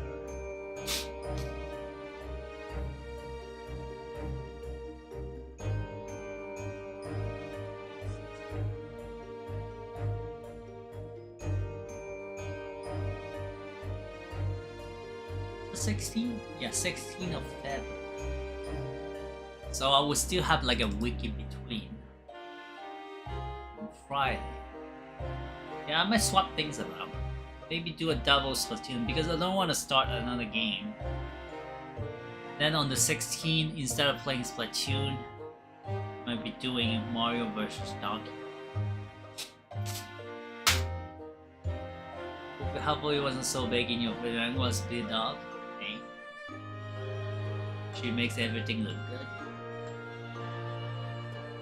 Double Splatoon 3 stream? Why? Because I finished the previous game, Divine Forces. And then now, I have like a little bit of a gap between my next game, which is, you know, Mario Donkey Kong that comes out on next Friday, the Friday after. So if I start again right now, I could play a really short game. Or, you know, just have a filler stream on Wednesday. Because Divine Force was on Wednesday. And then next week I'm gonna, you know, be playing this game. If I don't... There should be other scenarios. I don't even know about Monday. This might be a little bit of a problem. So if I have like a double stream, I would do one on Turf War and one on Sound. But my father realized something was amiss. In time, he worked out that I must be involved in something dubious, and when he did, he said to me, "Next time there's an exchange, you let your old man do it, understand? Otherwise, I won't take your money anymore."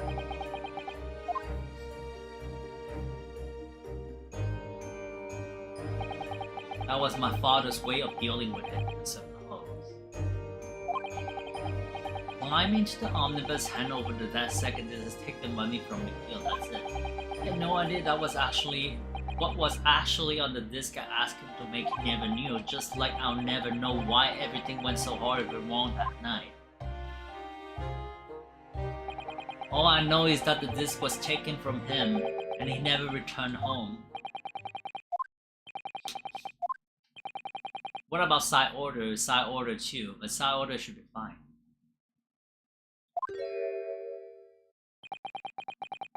I mean, side order should still fall into my Splatoon stream. I already have a week. I already have a day that is for Splatoon. Even if I'm not playing Turf War on Friday, side orders and all those kind of things, that should still be fine.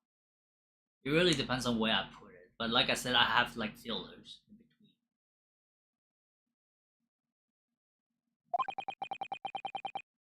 When is side order coming out? This weekend, right? Next weekend, not this weekend.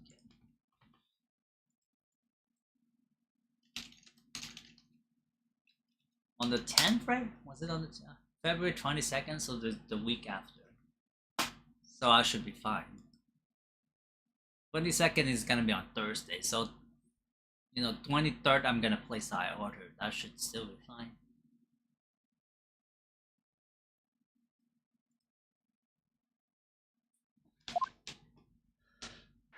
Swore my father's name. So that's fine. I have like 2 weeks from now. It's the Wednesday that I have to swap for, you know, DK.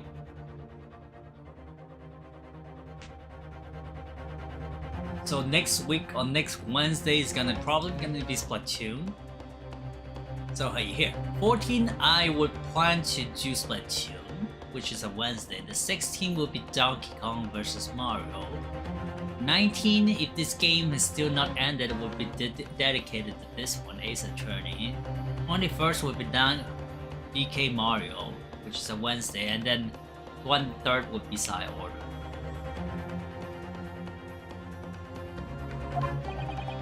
What's that? We have a Splatfest? I forgot to do this. I mean, I'm gonna figure something out, okay? Leave me alone.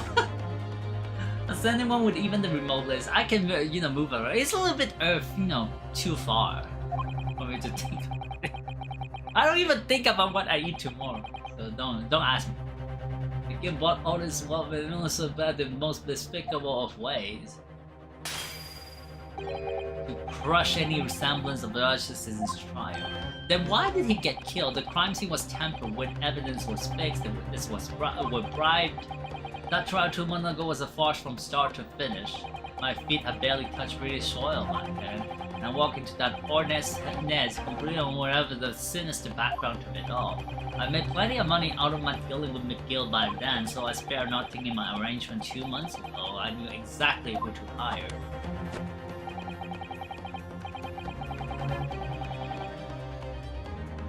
So if you're willing to pay the price, there are people in the city willing to do anything, as McGill himself has shown. Are you saying that? I think you have the picture now. After he twisted everything to his favor in this courtroom to ensure that he walked free, I took matter into my own hand and delivered the justice that monster deserved. Oh, he was the one who burned him. A tragic accident following the trial here 2 months ago was planned and executed by yours truly. How? Was caused by this man. Oh my. Everything is ready, sir. If you'd like to follow me into the courtroom.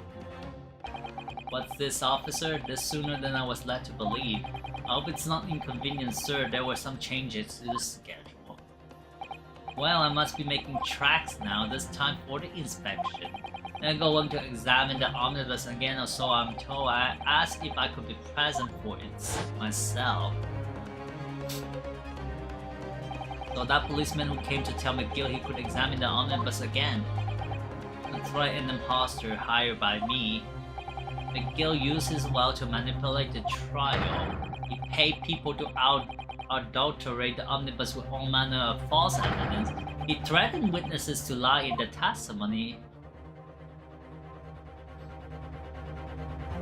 So I gave the man a taste of his own medicine, and once the omnibus was doused in paraffin, one of my sham policemen ushered McGill inside and sent him on a one-way journey to hell. Woo!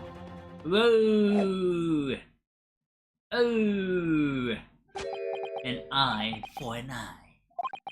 That's how I avenged my father's death. Wow. A spine-chilling account indeed. But that wasn't the end of it for me. There were clues ends too. Yes, I should think it's obvious. The second disc, which my father has taken to exchange with the guild. Oh my. Oh my, oh my, whoops.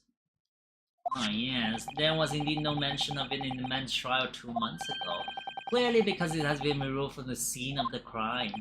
When I realized it was missing, I remembered something. Something from the first time I dealt with McGill. Mamma mia.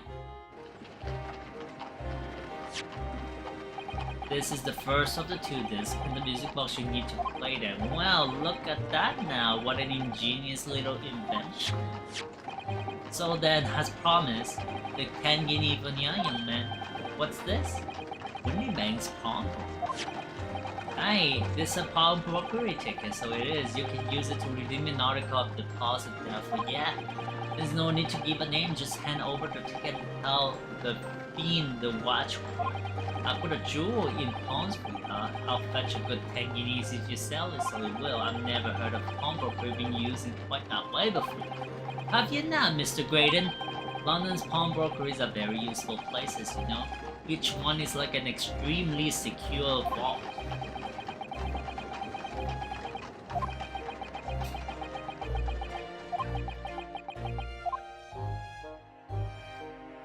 So I knew that if you take a step to hide this, it would be in the pawnbrokery somewhere. And that on the night he killed my father, he must have entrusted the tickets to someone. Regina. I remember now that when we first met you at Windy Went Out 2 days ago, you had a description of Miss Lestrade written down. How did you know who you were looking for? From the trial, that pickpocket testament was clearly peculiar. Anyone could see that. I realized immediately that she was another of McGill's spawn. So he must have threatened her somehow. I was fairly convinced it would be her who had the ticket, so I started to make some inquiry. I had a strong suspicion the girl would come out of the woodwork on the redemption deadline. And he was absolutely right.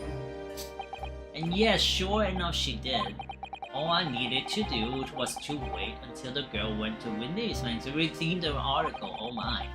But unfortunately she remained only McGill's overcoat and the one disc that was in its pocket. The all-important music box with the second disc design was missing, so who did that? Because it's already been forfeited 2 days ago. But I wasn't aware of that fact. Had I not been, I could have avoided my nighttime excursion. Meanwhile, as our investigation into the stolen government secret was progressing, we picked up on the fact that McGill was involved. Inspector, you recovered fast, you got strangled. My order was to recover the stolen information as quickly as possible, so we started gathering the fella's possession and examining whatever we could lay our hands on. We had a full-scale investigation going on at the yard, but we had to keep it as quiet as we could. Then when the inspector here took the disc from me in the pawnbrokery that day, I became nervous. I was sure the music box and the second disc were still there in the shop somewhere, so I knew that it was a race against time. I had to find those articles before the police did, so that's what prompted you to break into the place that same night, with the help of your old friends Skulkin Brothers. Curious, like what happened that night in the pawnbrokery? I can only describe as a nightmare. While Nash and Ringo were searching the counters, I located the music box that I sold to McGill on the shelf, a forfeited article. The second this was inside. Yes, I slipped it into my pocket with a very deep sigh of relief. But then, something entirely unexpected happened. What are you doing in my shop? Bang!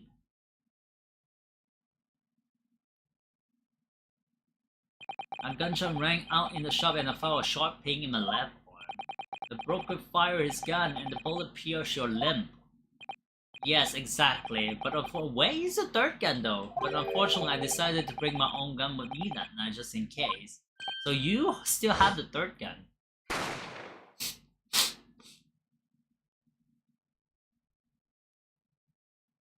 Before I knew what was happening, I fired back. The man had already turned to flee. I hadn't intended to fire in his direction, much less kill him. But unfortunately for both of us, the bullet hit home. It struck him in the middle of his back as he fled through the storeroom door for refuge. Oh my. Oh my. Oh my. Hello. Ah. What's that about, Yanni? A sorry tale. It all took place in the blink of an eye. I don't imagine Nash and Ringo even realized what had happened at first. I was terrified, so I fled. And that's the whole story. That's everything that happened at Windy's Flank on that wretched night. Oh shit.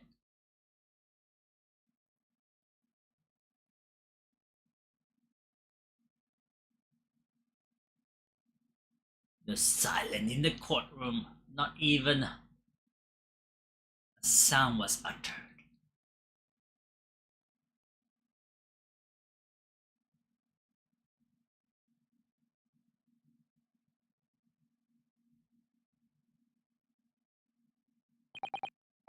You call McGill a monster, a man who used his wealth and influence to distort the fact and escape justice for the crime of murder. What tragic irony, for what you have done is exactly the same. You become the very monster you saw and despised so deeply in McGill. You did, didn't you? I think I have. Don't think you are! Your stomach hurts? It's your lasagna. It's been a long, exhausting trial. However, it would seem that at the very last we have arrived at the truth. Inspector Gregson, what of Mr. Ashley Graydon? He's been restrained, my lord, and is being escorted to the yard. He's been charged with the murder of Mr. Minding and the stealing of government secrets. Yeah, probably. Sure. And you, Inspector, regrettably you will have to face charges yourself. Gregson? Monster you saw in my room? That's why your stomach hurt? Repent? What monster? There are no monster. There's only a Koopa.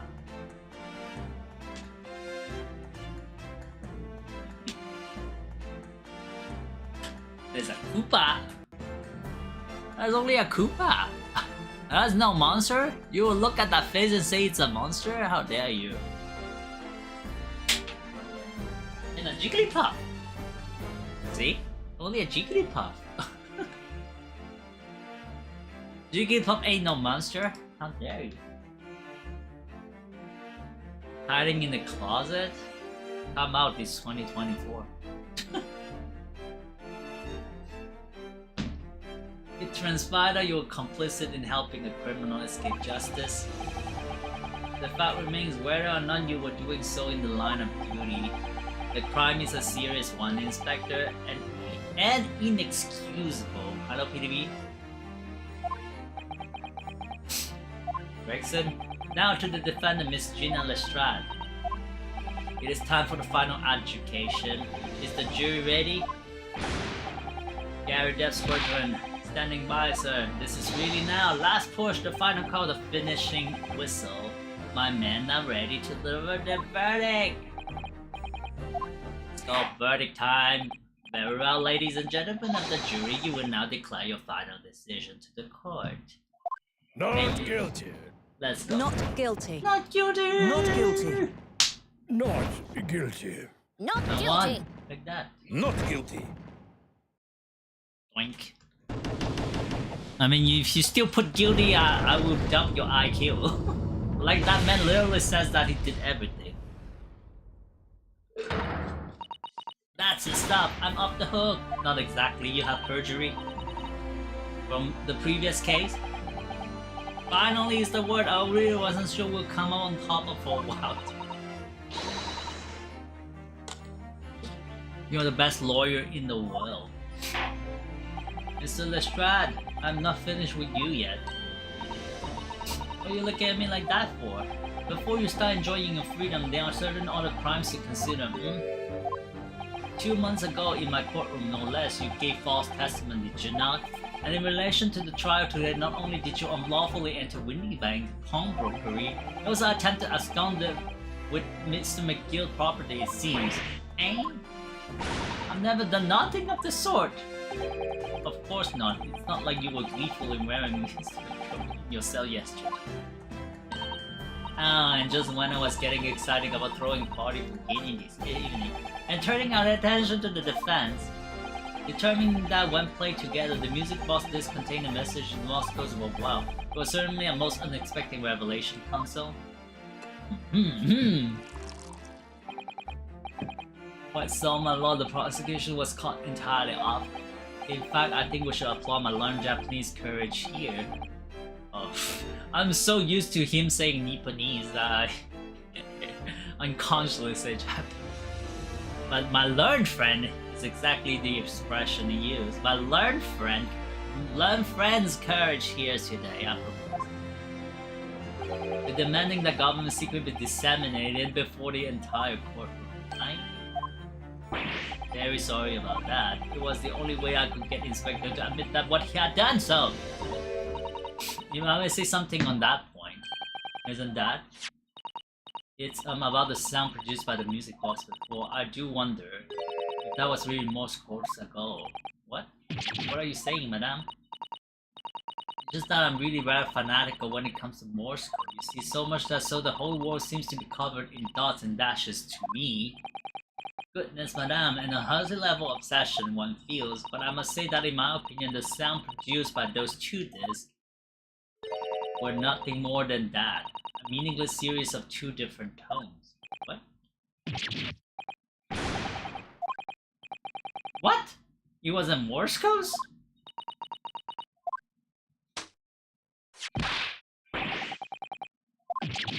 Are you off your nut? How many times do I have to tell you those discs contain ministerial secrets? It's not an appropriate court to discuss the nature of communication. We know McGill conspired to trade national secret with our enemy secret acquired from Mr. Graydon. Now that the man has admitted to his crime, we have no need to pursue the matter further. But it really is going to bother me.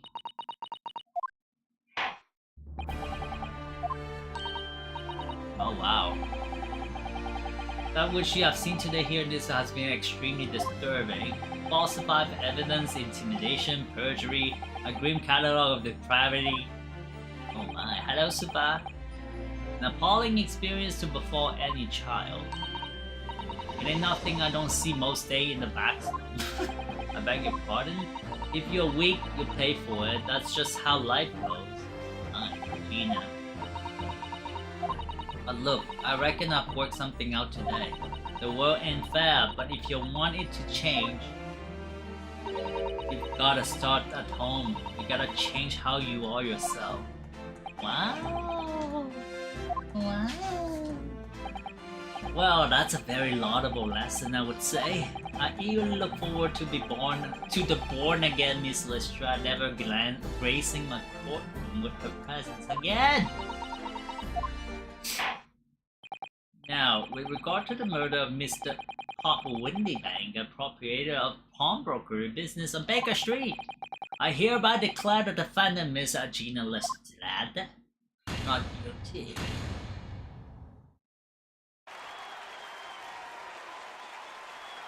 Mamma mia. Whee! Firework!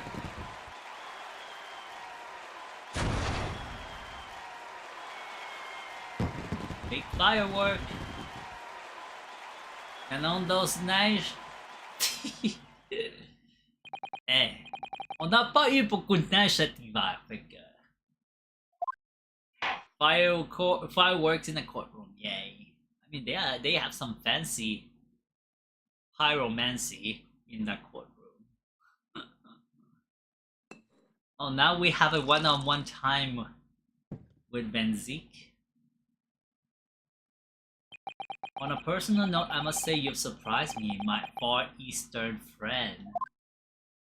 Huh? Oh. Despite being a Nipponese, you saw through the pretense to the malice that festered within that Englishman, and at the same time saw through the grime to the surprising heart of your English client. You have a curious talent for judging character, especially considering our very different cultures. Any snow is bad regardless of the amount. I mean, you're not wrong, but there are some people who are complaining, and you know that. Oh, it's Christmas! We're not gonna have a white Christmas! Or some other shit like, we're not gonna be able to go do any skis this season because there are not enough snows. Stuff like that. I don't think there's anything curious about it. Whether we're from the Empire of Great Britain or the Empire of Japan, we're all human beings, we're not so very different on the inside. You know, I took this case for one very simple reason, to lock sword with you once again here in the courtroom. Lock sword? I mean, yes, but that also sounds very naughty in some way. Yeah, but people are already complaining not only about Christmas, but also about, you know, ski resort and all those kind of things. You did? When I encountered you for the first time 2 months ago, it reminded me of how I was before. Of toasting friendship with another Nipponese only to find my trusted betrayed. Through you, I hope to look into the eyes of the men I once knew and try to understand. You mentioned something similar earlier today, about total betrayal at the hands of the Japanese. What happened exactly? And Zeke, well, you may ask. No shouting during my time? Nah. And one day when the time comes, you will learn the answers, whether you like it or not. What do you mean by that? Don't force stuff on me. You used the snowblower twice this year. Not too bad. Snowblower is easy to use. I mean, as it should. Otherwise, who would buy a snowblower if it's easier to shovel? Coming to be known as the replica of the body at my retirement from the service 5 years ago, it gives me cause to wonder if I'm meeting us some deeper purposes. Are you falling in love with me, Benzik? You want to cross sword with me too? What kind of sword are we talking about? My learned Nipponese fellow until we meet again.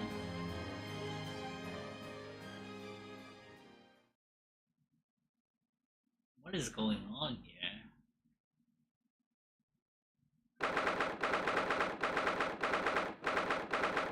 Old Bailey. The handle of your snow or your blower broke in early January. You have to get them fixed. Fix it. Snow is coming. That's done. It's over at last. What? Not happy? Where's Iris disappeared to? Where's Iris? Gina? Congratulations, Gina. I knew it all along. I knew that you were innocent. Ours kind of broke a year ago, but we got it fixed. You did what you said, Mr. Narahara. You believed in me right up to the end. Your Hazard is your name, Narahara. What's all about it? I told you I had faith in you, didn't I? No one ever has before, you see. Kept a promise. I mean, probably. That's awful. Awful for you. We had a rough snowfall and I pushed it too hard. One of the attachments that keeps the handle steady broke. Oh no. I mean, growing up in the slum, I never trusted no one, but that's just cause I've been scared of being stabbed in the back. I mean, the more you trust someone, the more it hurts when they let you down. Yes, I think I can understand that. After all, I had a taste of it in trial 2 months ago. I choose to trust someone and pay for it. That betrayal left a big scar. You know though, Gina, I worked something out quite recently too. Trusting in someone else is really an exercise in learning to trust yourself.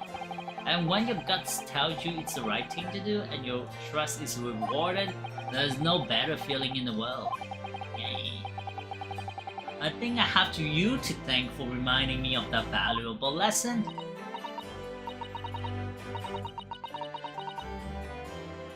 Oh well, if you say so, don't make a fat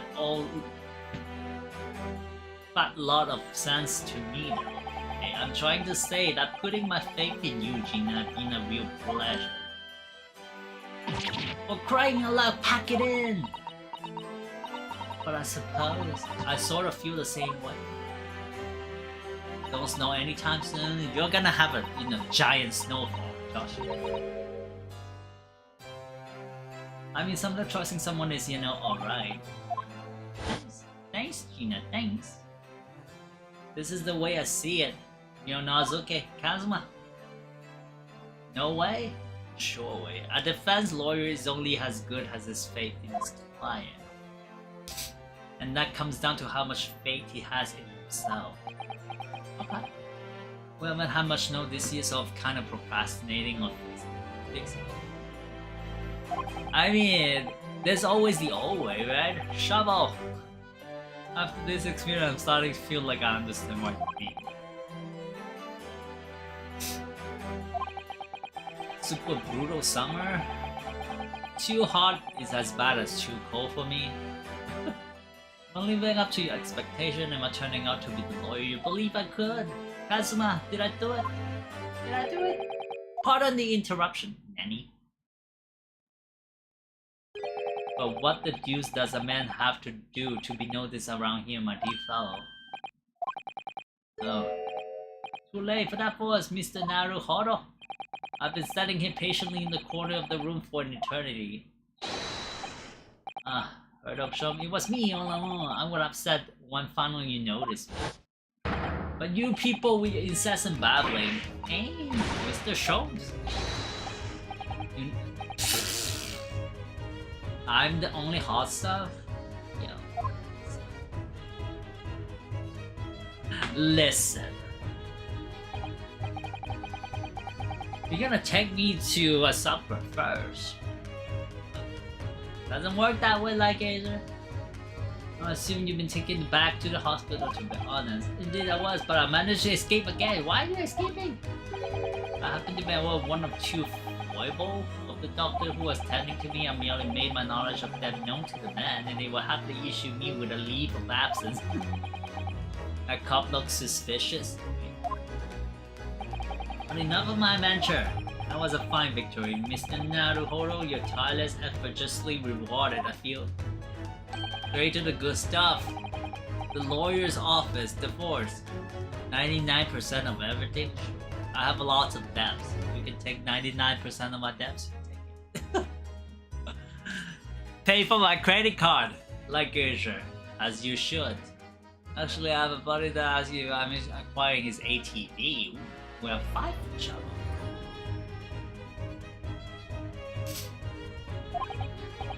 Selling is not even. Wow, how big are your yard that you need that shovel? I mean, you could get it too. Still, it really depends on how big you need it for. Good damn, you can get that. Josh can keep the kids. Hey. You've been snowing on in your nice outfit. Some of us have been fighting for our life.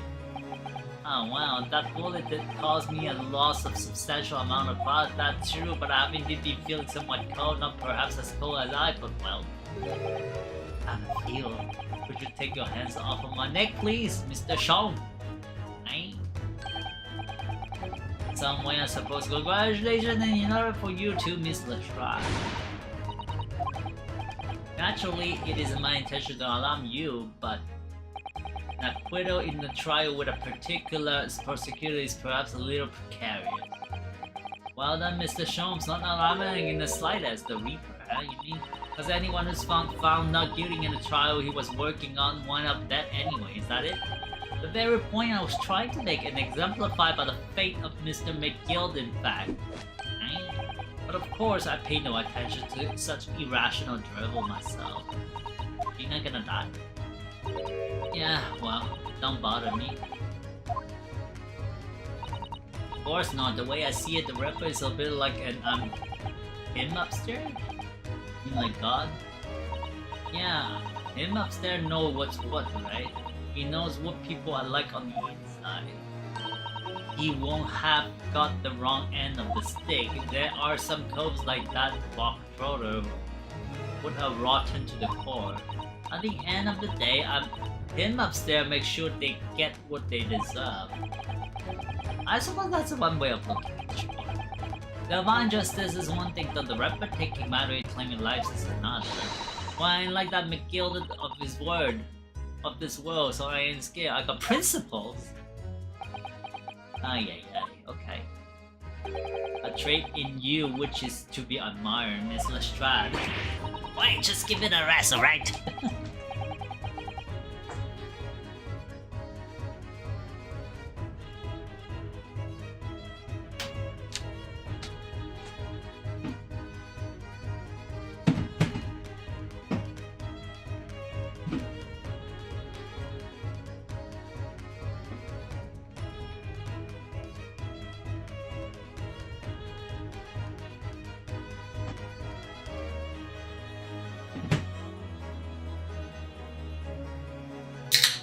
OBS?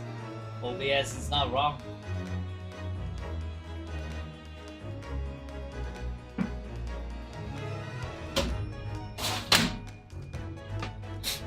Just want to close my window. What did I do to OBS? Nothing. OBS is working properly too.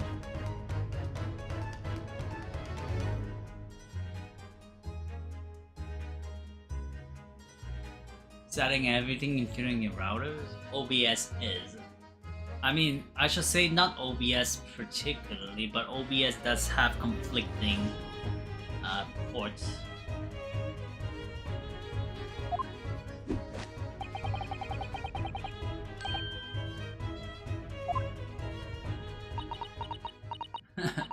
I mean, when YouTube is poo, I also know YouTube is poo. There you are, Hurley. How long have you been there? Honestly, I went to the MiniGames to meet you there. Oh, Iris, my dear, I do apologize, but wait until I tell you what happened. This pair made out to fool of themselves. What happened? As you know, I have a penchant for disguise. I was hiding in this room dressed as a bailiff. These dogs didn't notice my presence at all. They had no idea. How dare you? Would you credit it? I didn't notice you too. I'm not sure, really. I get pardon? I'm sorry, Hurley, but you just don't have the weighty presence you seem to think you have. Like right now, YouTube is kind of cool, buffering with a wow flash on my average screen, but not Twitch. Twitch is fine. I mean, I'm doing fine. I mean, OBS is doing fine. This time it's not OBS problem. Anyway, it's such a shame. I was so hoping to throw a party for Kitty tonight, but you won't be able to come. Will you? Don't look at me, I'm gonna be nowhere for a while. You heard the judge patter. I got stuck to make amends for apparently all them offenses. Or was it again breaking and entering, taking the box order stuff? Or was it lug? Blah blah blah. I think you'll find that basically being a pickpocket is the main offense. But diving in an offense is a job, ain't it? No, it's not! I keep having to click the video to go live again. I mean, YouTube is being doo-doo.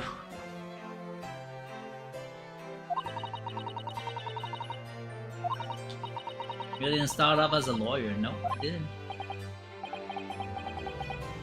But I was never a pickpocket too.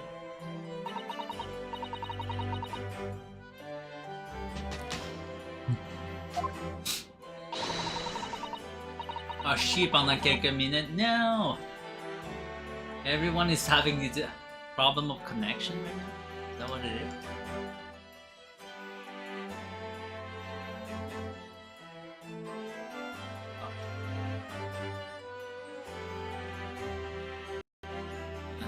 My stream seems to be fine. Wonderful! F1, I'm sure you can do it.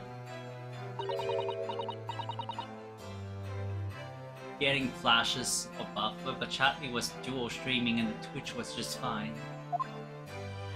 Yeah, YouTube is doing craps, but it's definitely not my OBS, I can see that. Hello, Ali.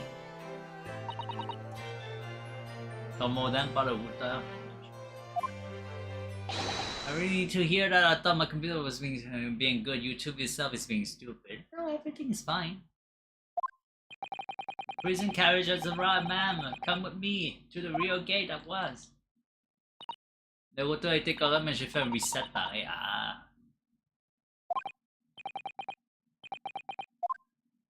I mean, you missed it all, Joshi, while you were clicking. I went shirtless. Naruhodo, will you defend me too? No, shoot that thing on my face. What's that for? I don't know, I don't know what to say, so...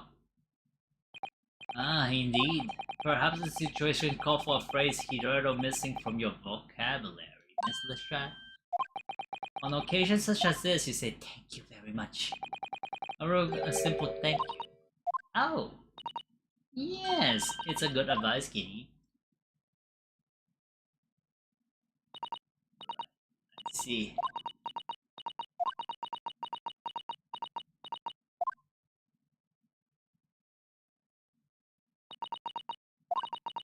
Thanks, Odo. Oh, the poor girl was crying. Thank you for everything. What you've done, for believing in me. She crying. Girl.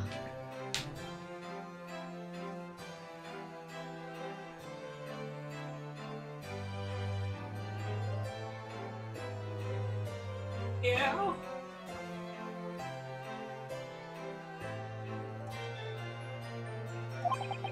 Not at all. That should be my line.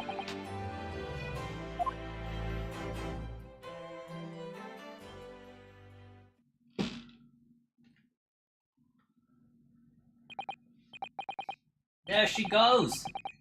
Ugh. She ran away. Quite the indomitable pig purse. Nearly forgot about a paper outside.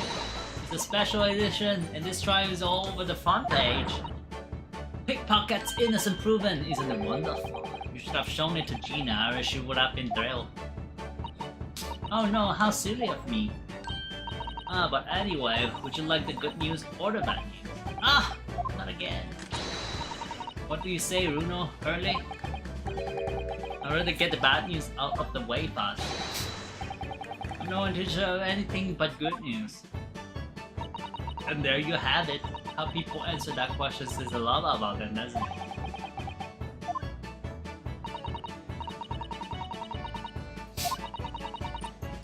The rain has finally stopped. It was a record level of rainfall.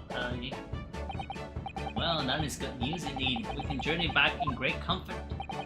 Alright then. What's the bad news?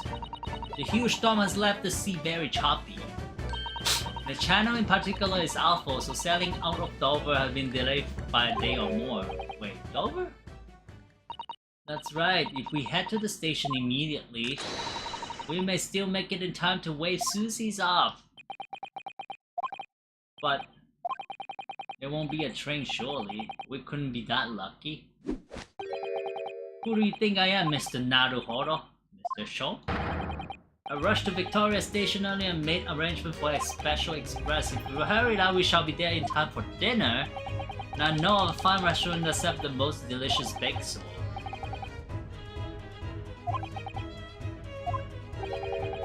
I happen to be aware of a number of rain transport. Director Foible. I merely made my knowledge of them known to the man, and he had been laid on the local road. Elementary! But it might be wise to start manipulating people that way. What are we waiting for then? Let's go to London, Victoria! Right! Uh-oh. Uh-oh. Port of Dover, Quarry Side. Took somewhat longer than I had anticipated. Miss Susato, where are you? Girl? Girl? Looks like she's reading something. What are you reading? Susato. Don't throw it. What are you doing? Don't throw the book.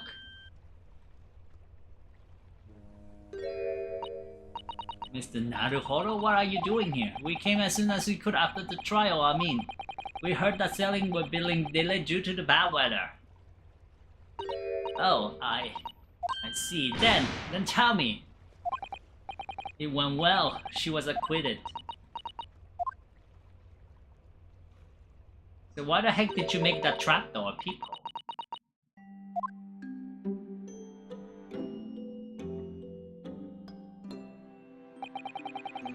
About to throw into the sea. It was your encyclopedia of British law, wasn't it? I was hoping you hadn't seen that. I'm not worthy of practicing law in any way now, so I was saying my final farewell. You were saying goodbye to law? Would I be correct in assuming it's because of the people? It was. Why did you do that? I deliberately altered the scene of a crime, and then I tried to hide a fact. What I did is utterly unforgivable. Why did you do that though? That reminds me, why? How did you even come to have this, Susie? On the evening of the incident, Mr. Sholmes had invited Gina to dinner, if you recall. Yes? Yes. Well, Gina gave us a little introductory lesson, didn't she, to the art of pickpocketing. Oh, that was so much fun. I stole Runo's armband. Yes, please don't do that again, Iris. That's very important to me. You should pay more attention to it. You didn't notice for ages. I thought it would be fun to see if I could take the flapper, so I put it up my sleeves. Really? And then I rather forgot about it, until I found myself in Mr. Windybank's shop with it later that night. And then... Zzz. Bang! Ah! Mr. Shom!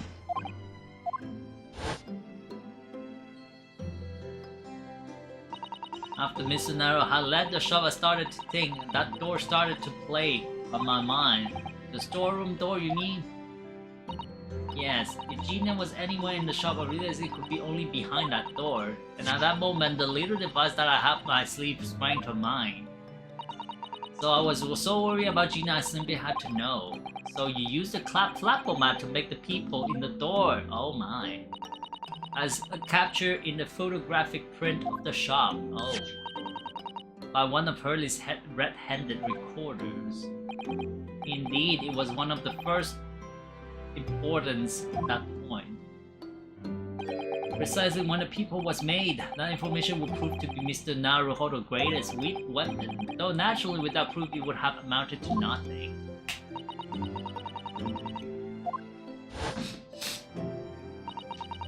The sight that met my eyes made my blood run cold. Oh, you didn't trust in him, in her.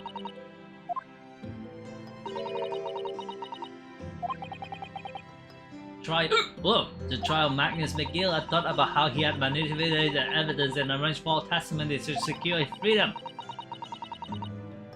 It made the British justice system feel very dark and sinister to me, and then a terrible thought occurred to me. What if some wicked criminal was planning to do the same thing now?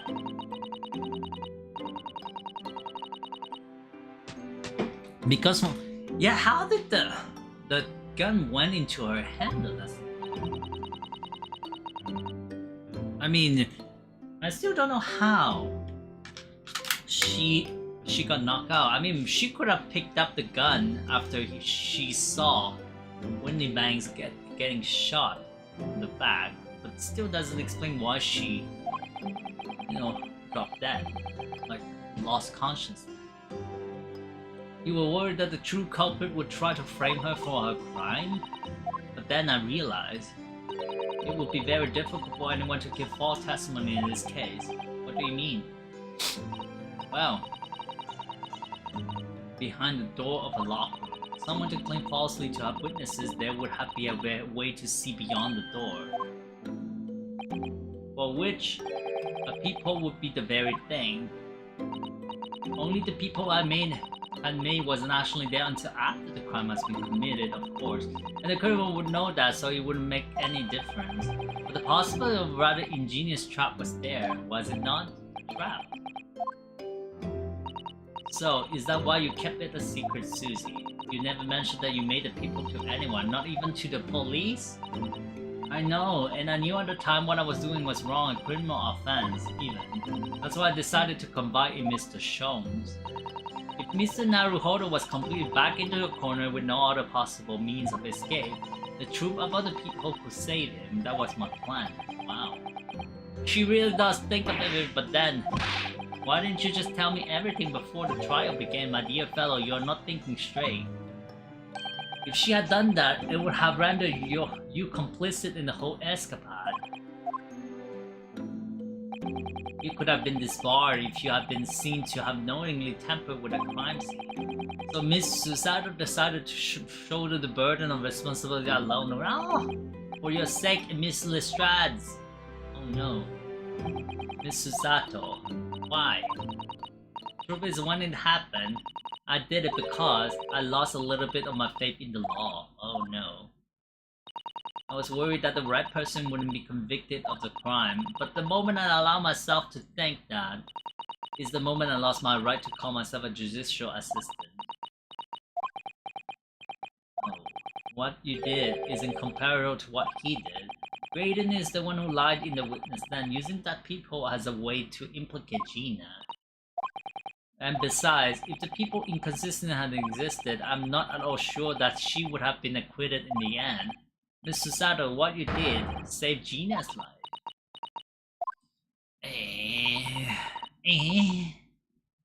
Still a wrong way of doing it.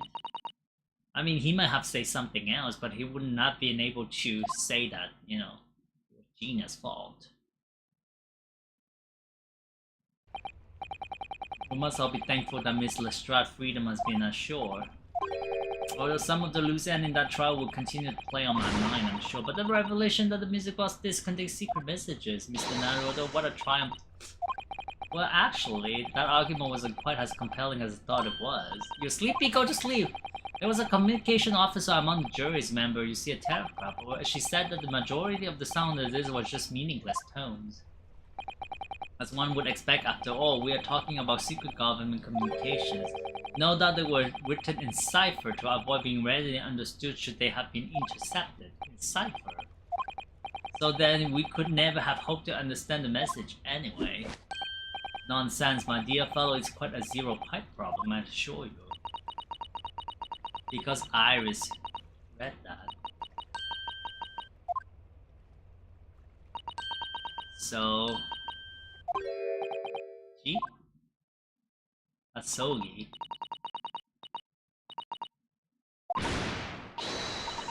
What did you say? Asogi.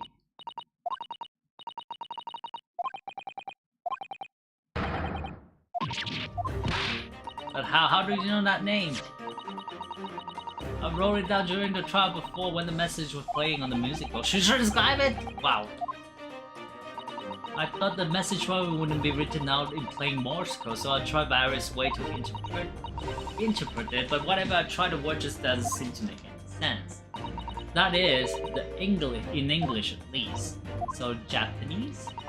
It suddenly occurred to me, you see, there are more than one Morse code, not just the English variety.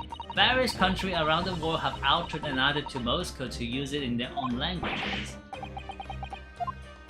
It should be in Japanese. That's right. I've only actually seen a chart of Japanese Morse codes once before, but I think it's based on the Iroha pengram.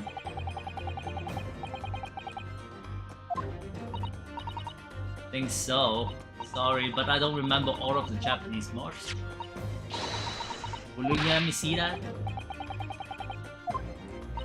Yes, I spent some time studying it. Whoa! Because I'm quite sure Morse code will become ever more important for international communication. I say they disappear. Ali disappeared? Ali is playing Splatoon. Then I recommend, my dear madam, that you focus your effort on the English version. That's as me. Show the message, please. Show me the message. I've been dying to know what the Morse code is saying. But what can this possibly mean? Whatever is that long sequences is supposedly meaningless dots and dashes. It's made the color drain from Susato's face. There's no doubt that this message is written in Japanese Morse code, so the British Empire has been using Japanese for its secret communication, and I understand the reason why, but to be a list of 4 people's names. The first is Kei Asogi, Kazuma Asogi. The second is A. Shin. Third is T. Yurigusen. Gregson? Ah, it seems Tobias Gregson is the third man on the list. You're here still? I mean, she's on the throne, leave her alone, Joshi. She's pooping. Shin.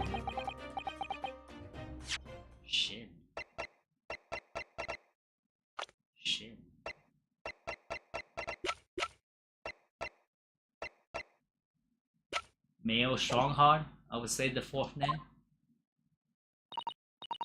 It's just so strange.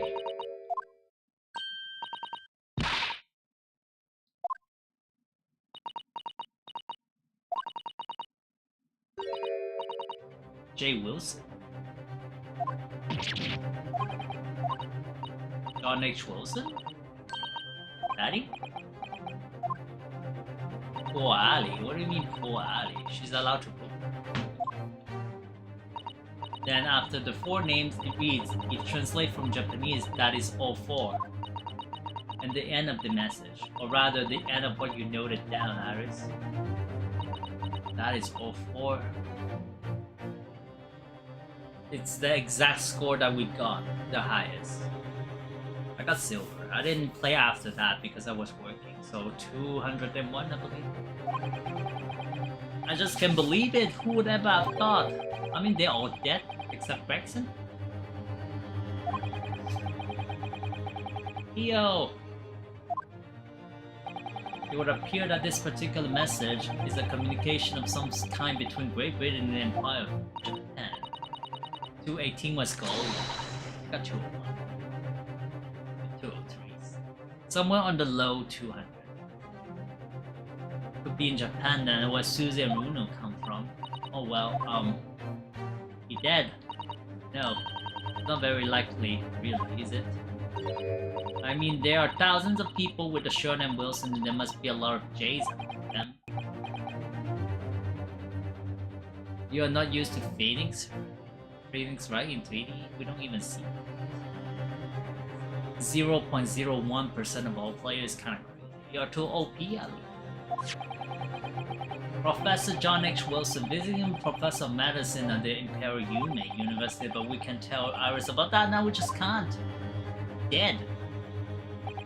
Firefighter Josh. That is in solving the case of Mr. Winnipeg murder today. I feel like I brought back a boulder at the mouth of a very dark cave. Yeah, what is the secret behind that? I mean, the game cannot end like that, right? And in this game, I don't have any more cases after this one that is being shown. Maybe once I play through these cases, it's gonna open up something else. Grade 12, get your grade.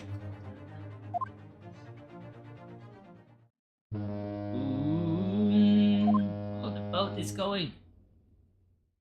Oh dear, who's Shin though? The ship is going to set sail soon, Shin.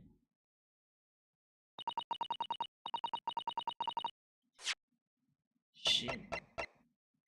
I don't have anyone. I mean, I refuse to believe that Mayo Strongheart is not involved anywhere. Maybe he's the Shin we're talking about. Aaron Bumsy. I don't have any Shin. Shin means God.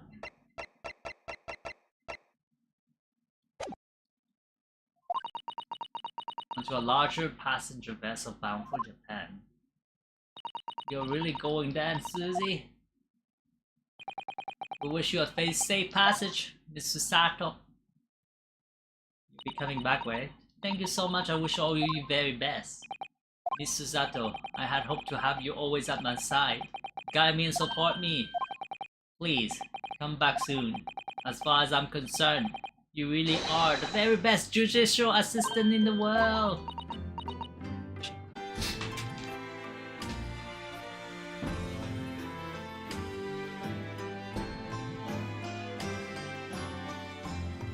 Uh-oh, it's getting disconnection again. Gross! OBS! OBS!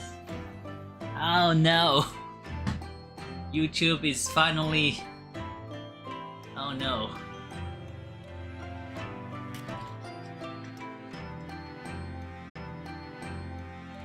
OBS! Please! Yeah, YouTube is bad. YouTube is working to fix stuff.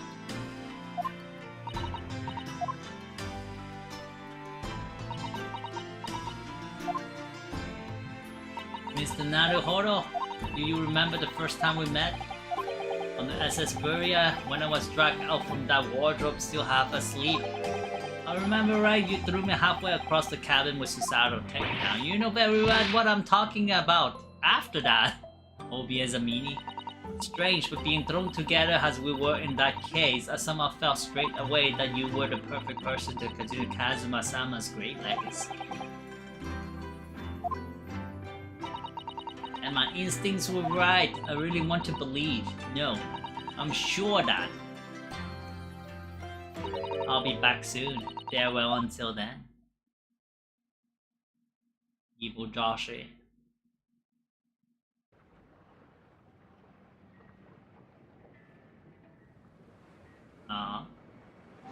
The boat is leaving. Good. Somehow we seem to have come to the end of the adventures of Ryunosuke Naruhodo. Good, the boat is leaving, Joshi. They will drop you midway through from Japan. You know, to Japan, not from. This boat is gonna be from the British Empire to Japan, so midway through they're gonna throw you off board.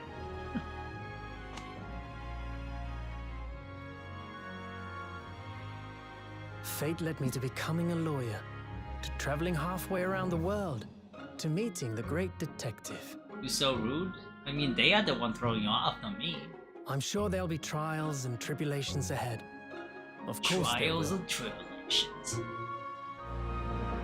But whatever happens, I know I'll be able to turn my fortunes around. Oh, with the Stradivarius. That violin that is costing millions of dollars. I want that violin. I have the greatest friends in the world on my side.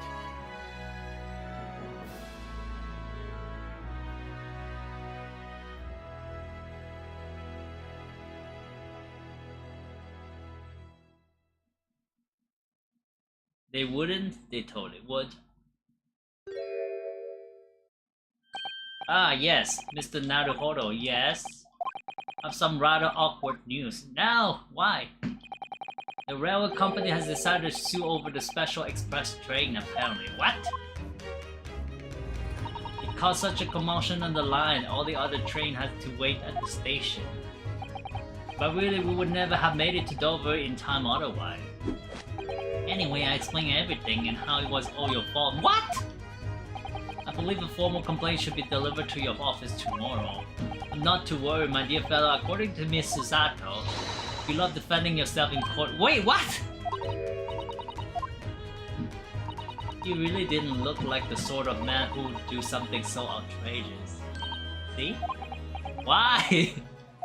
I've been framed. Yes?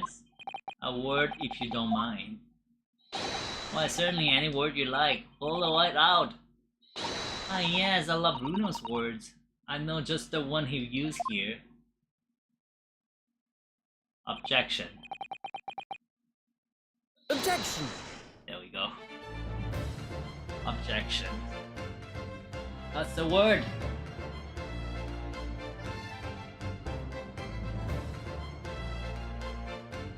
Oh, the credit. The credit is gone. Wait, there are so many stuff that has been unanswered though. What?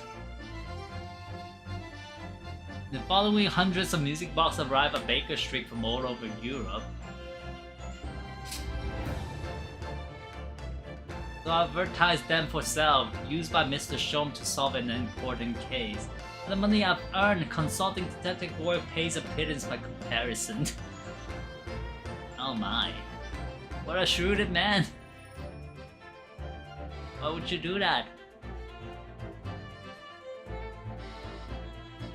I haven't slept in a week. Due tomorrow now. When I'm busy, Hurley usually cook me breakfast. Insipid coffee? I do miss Susie and her lovely Japanese breakfast,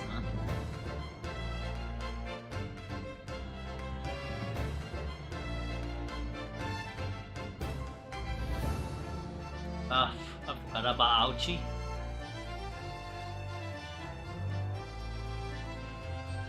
Baby daddy? Really a secret uncle? Fit into that? Hey. I completed this game? No, there should be a second.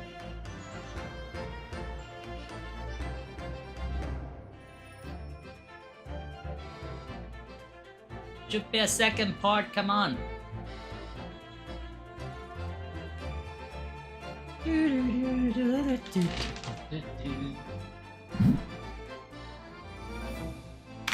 I've done nothing. Oh no, so sticky.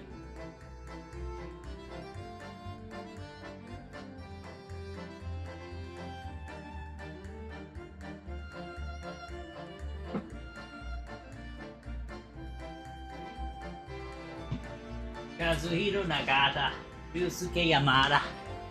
So many people work on this game apparently. Scientific investigation would be the gold standard for policing in the new age. I dream of a world governed by the tenets of order and discipline. The secret uncle? Who am I an uncle of? Wait, what? Who the heck am I an uncle of?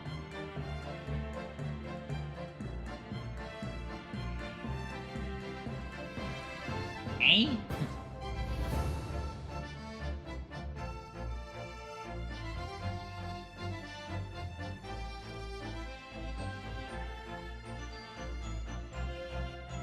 Latest runs. Whenever I say the long line she wrote, I get a standing ovation. Wanna hear it? Not bad, I suppose. For an amateur. Oh my. Look, look, look, look. Yeah, her ladyship put me to shame. You should be ashamed for doing that kind of thing in courtroom.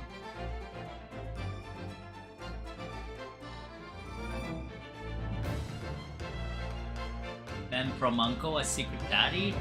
Who am I a daddy of?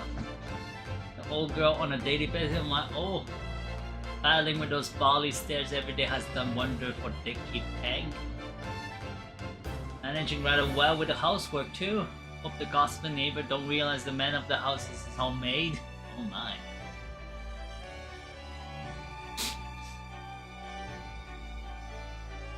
I mean, are you saying that I have a dad bod like Gazer? Yeah, I do have it. My rolly's back on the beat again. All thanks to the Ripper. Oh. More these days they're hunting us more changes in the gutter. I'm a better Bobby now, looking out for Londoners. They're dropping Habeni and my lovely wife. The little Kennies? Really?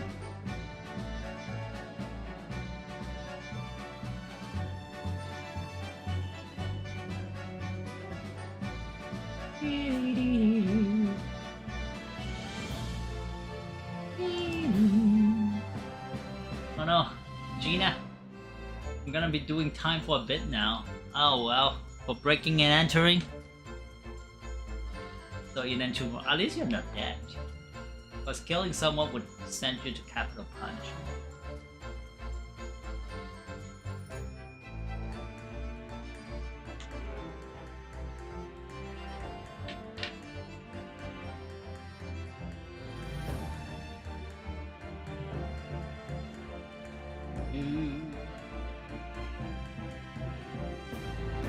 Oh, you, Graydon. Yes, I renounce my upbringing and choose a life of sophisticated crime, but regret?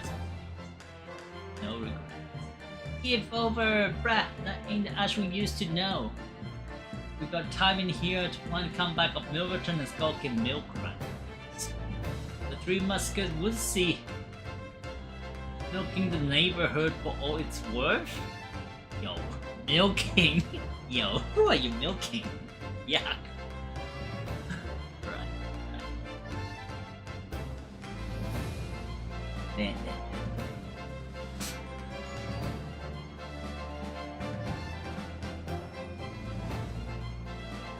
Susato? This past 6 months has been a time I shall remember forevermore. Painful goodbyes and wonderful encounters. I've come to realize that's what life is all about. Now the Horo-san, I promise, your assistant will return to you one day. But for now, I leave you with many memories and a heartfelt wish that life will treat you well. Aww.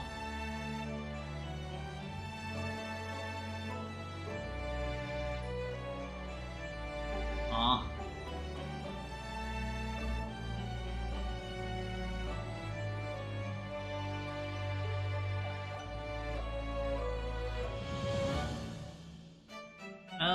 With a neko. Neko.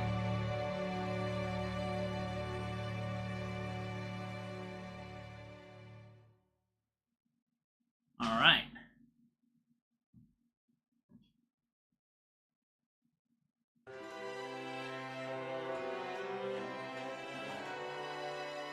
What is this?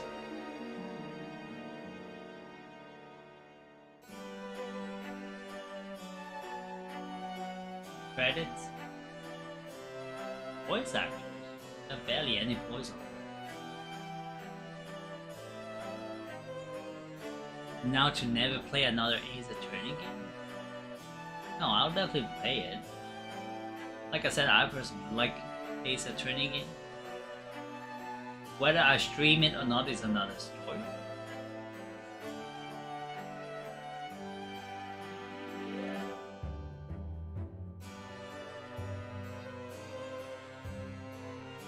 I mean, it really depends on whether you guys like me to stream such a game or not, but even then probably. If another Ace Attorney game is gonna come out, I'll probably play it. But this is a Chronicle. So there's another game in this game. As it should, right? Hey!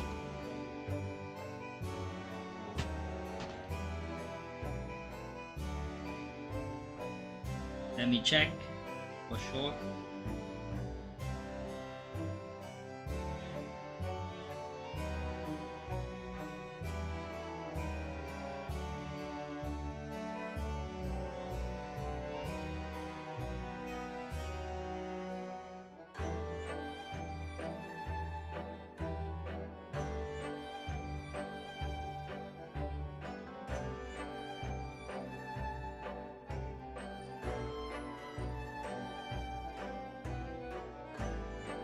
Ending. Guess what, like Gazer?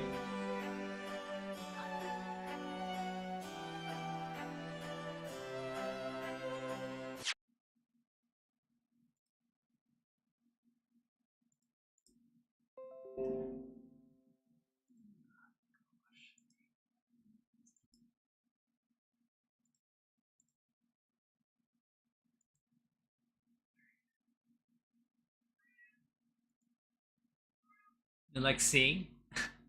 No, but as I was saying though, this game is not ending. I bought the Chronicles, so we have Ace Attorney 2 Resolve, which is in this game. Because this is the Chronicles. There's a second game with the Ace Attorney.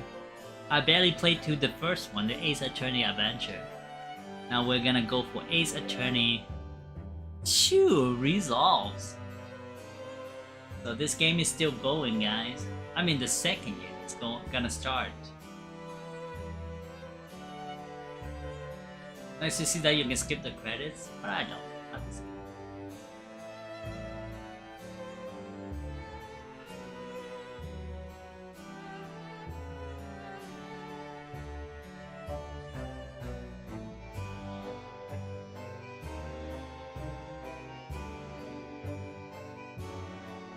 Let's go.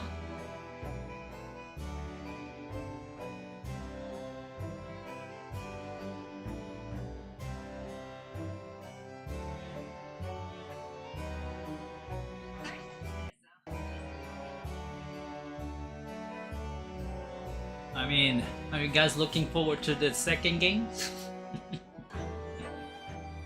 And you thought that I finished the game? I finished the first game. There's a second game included in here, like Gazer. What are you gonna do now? What are you gonna do?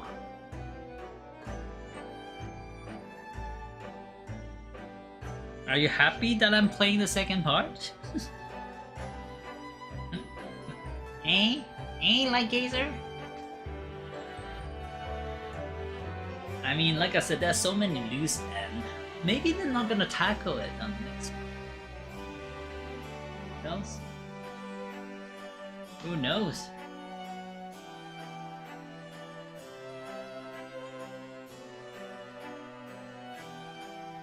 And reload?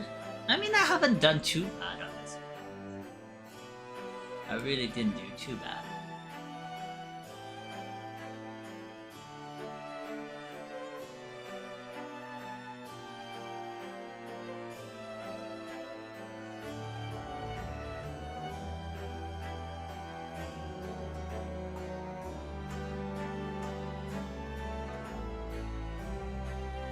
Capcom.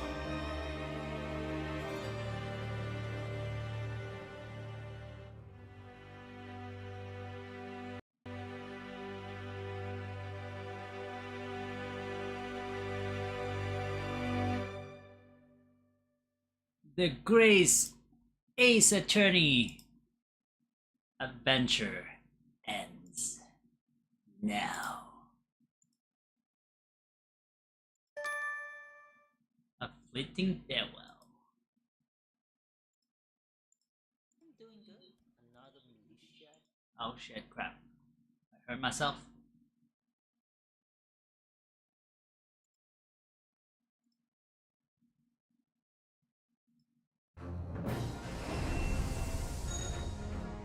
Alright, now we tackle the second.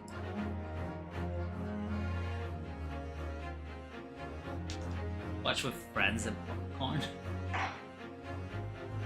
Alright, Select Adventures. See? We have the second game, guess what? I can actually select adventures. Final chapter. I mean, we have like, what, 4 final chapters. The resolve of Yunosuke Naruhodo. See? A second game, surprise! Woohoo!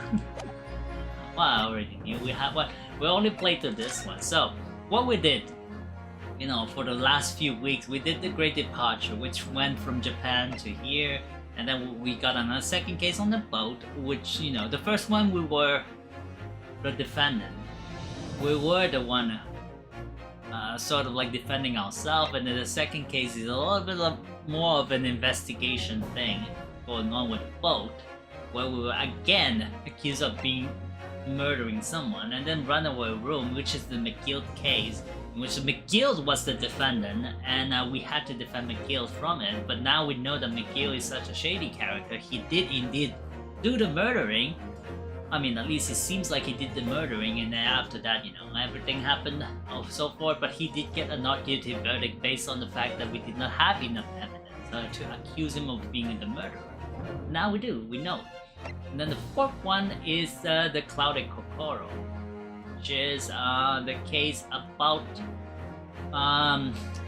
the fireplace. Things that got thrown out.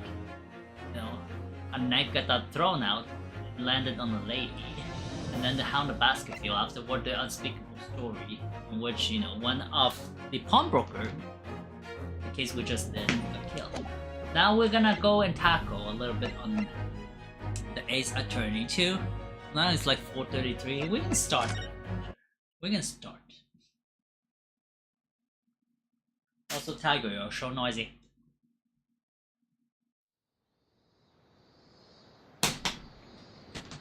Come on, good boy. Come on, good boy. Good boy. No, Tiger, you're noisy. You're so stinky. Oh, a bit of a stretch. Good boy. Tiger, Standing good boy. here in the bright sunshine, looking out over the vast ocean. Yes. Those days in London Yes, good boy. seem like a Yes, dream. yes. But I do miss my time in England's vast capital. What is this, good boy? You know, Who's the best he's boy? flourished into a truly wonderful lawyer. The best boy. I've no New game? doubt that at Yes, this the very second game. moment, he's fighting some noble cause in What's court. that, good boy? Yeah? Forgive me for taking so get that? long to come to visit you. My life has been such a whirlwind since I Little is returned, hanging. and no one could have Ow. predicted what has happened. Just 2 months after arriving home, What happened? Your dad is dead? Another awful crime. Oh no. Sato, what happened? Oh! Yes, that lady!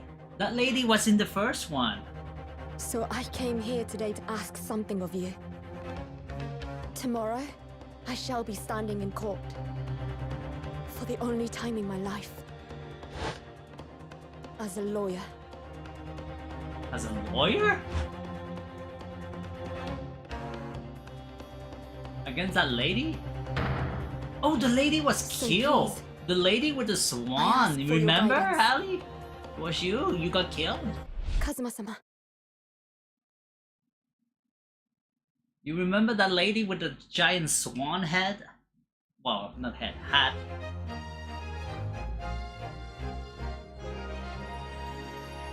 I mean, is Susato gonna be the lawyer here? Okay. I mean, it just... She got to be, you know, sent away. Even though we know that she killed... Well, maybe she didn't, but she definitely lied in our first case. When, you know, Naruhodo was accused of being the killer there. But in fact, she lied about a lot of stuff. She was there, but, you know, it is because she's an envoy from the British Empire or something like that. She get to be sent away instead of, you know, having a trial on her. You're going to try and cosplay as Franziska von Karma. Here I am after 9 months, the Supreme Court of Judicature of Japan. My Valentine, the Yu-Gi-Oh series, and she has big boobs. You're gonna show that? You're gonna get to bed now? Bye bye, Josh. It doesn't do for a lawyer to be late. I already recognize you, you cut a fine figure console.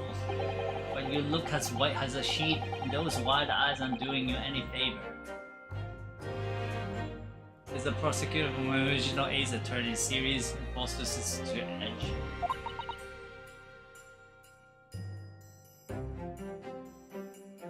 Oh dear, the truth is, I'm so incredibly nervous I feel utterly nauseated. I almost wish that I'd never been born. Wow. Being a father hopes to hear from his daughter. Right. What? Are you complaining again, Tiger? Stop complaining. You talk too much. You also have a stinky butt? I don't need to see your butt. Why are you giving me your butt every time? Your butt stinks. Your butt is too big. Your big butt. Yeah, big stinky butt. Yes, you do.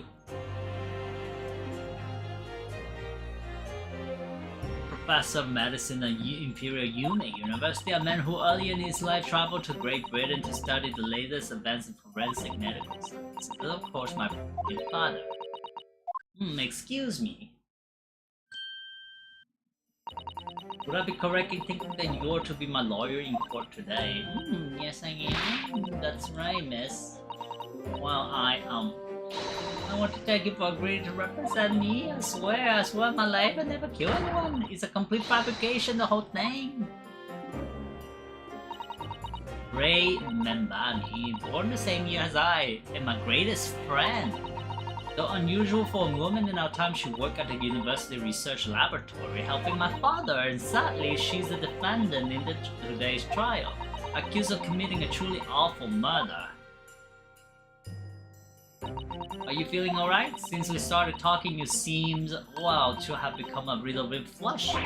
Oh no, why? It's just that, hey, you look so gallant and dashing. What? And when I fall under your intense gaze, it made me feel rather bashful. What? Are you falling in love with me, lady? Oh, I'm sexy. I don't think she knows. She hasn't realized who I am. Maya's ancestor? I mean, does she have any power, you think?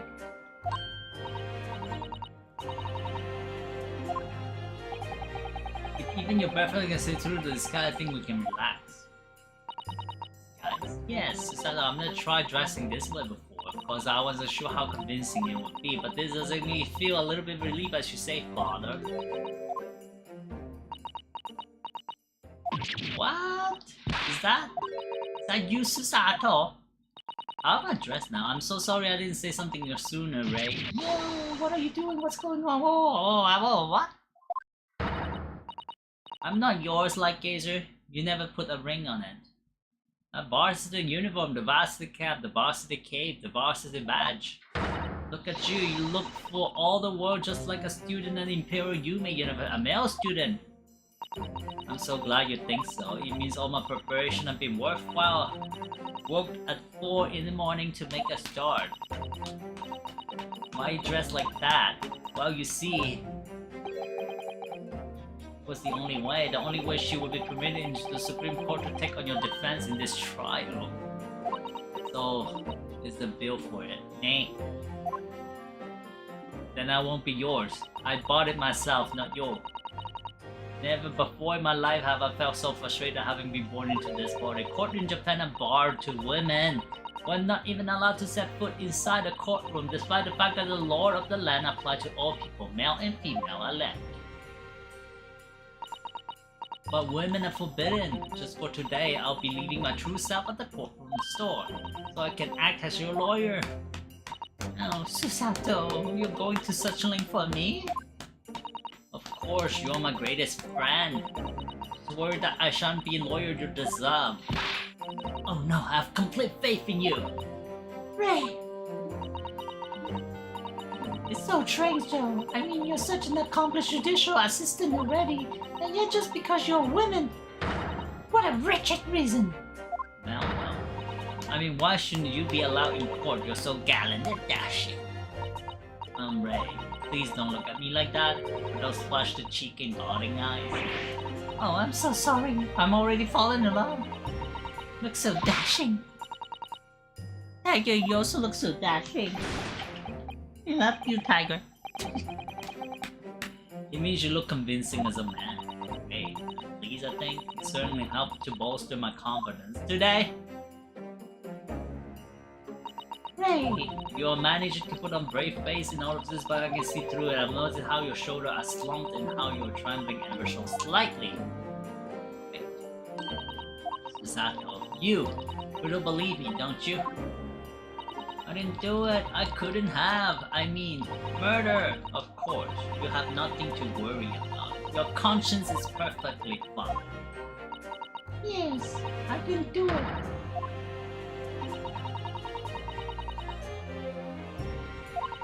Which is why I'll stand by you. I'll always be on your side because that's what it means to be a defense lawyer. I mean, Susato being a defense lawyer, that would be interesting.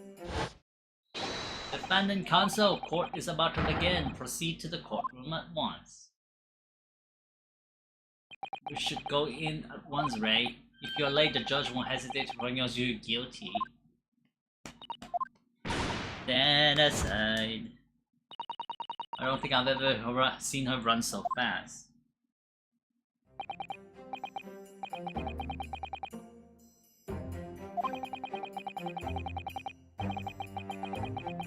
But with no prior experience as a being lawyer. What do you want, Tiger? Gonna walk on me again? Just gonna, you know, deposit your head on my lap? What are you gonna do? What are you doing, Tiger? Have you? I mean, I'm right in assuming that Ray doesn't know how he came to this? Aye! Stop walking. What? What?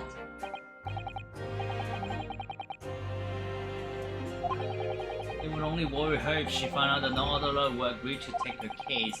I didn't want to burden her with that. And is it true the reason why every other lawyer is refusing to take this case? Is it really because of who the victim was? We should be making a move now too. As you know, law isn't my field, but I'll do what I can to support my student.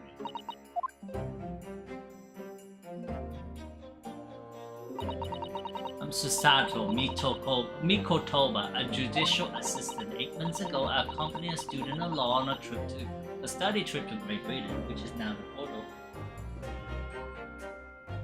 What is it? Why are you looking at me funny like this? What is this? You're burning. Feels good? Does it feel good, Tiger? Yes. Scratchy. But 2 months ago, due to unforeseen circumstances, I found myself back in Japan.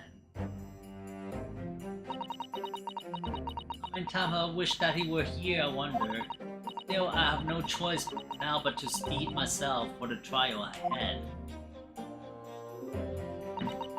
Wish me luck, Naruhodo-san. Wish me luck, Tiger-san.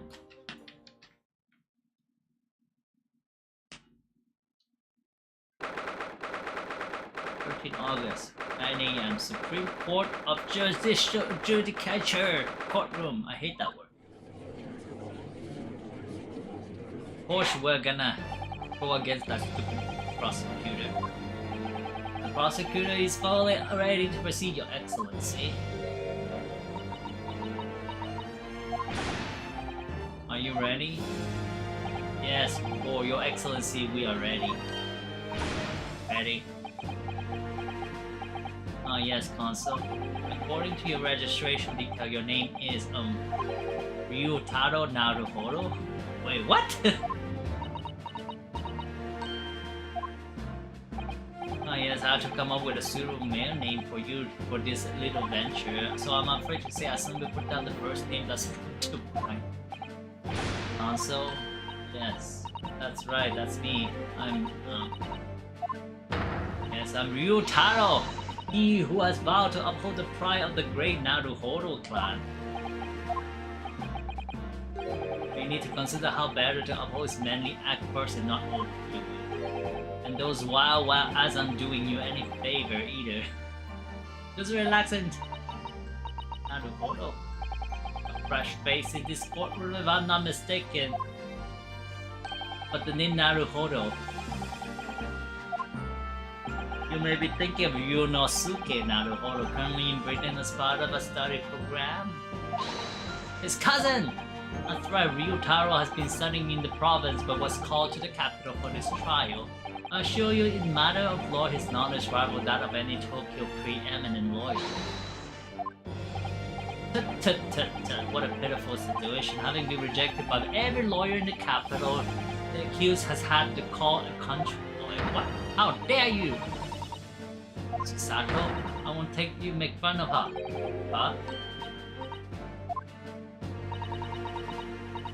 Please be careful, Ray. What an unfair tomboy we have here. But I wonder, is your gallant dashing lawyer up for the challenge of defending you? His wild, skittish eyes very much suggest that he is not. He did the same thing as Naruhodo, Yunosuke.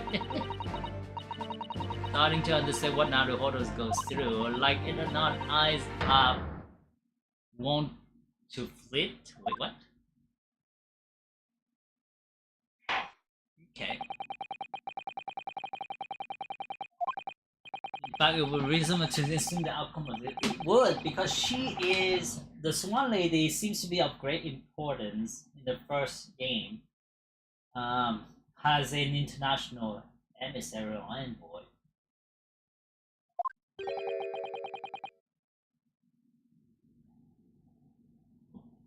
What does it mean? The sentence like won't to flit. Won't to flit is the won't part. Understand the flit part. Wants to flit. And yet for proceeding for such importance we have this unknown Yoko, but her dog. Oh my. Appropriate moment for me to assess the defense to confirm whether you're sufficiently competent to practice in this court. When a certain order narrow stood where you are standing now, this same judge tested him as well. Oh, he was the same judge, right? Even though he was just a student at the time, not even of law, he passed the test with flying colors. It's your turn! For a trained and experienced judicial assistant like you, this will be easy. So, Counsel, do you consent to answering some simple questions? Alright. Who's last to the eyes won't. Dart from side to side, trying to take in everything all at once, but see nothing at all to do so rapidly. Oh, okay. Oh, okay. Oh, okay. Excellency, but please do make them simple. Very well, to start with, you will state the name of the victim. I need to see the court. Now we're back, going back to,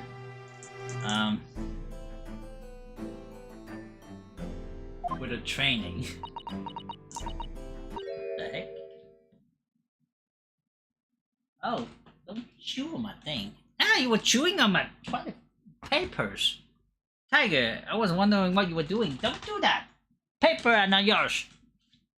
You have to wipe my face with it. Made a hold of it. Ew, it's so gross.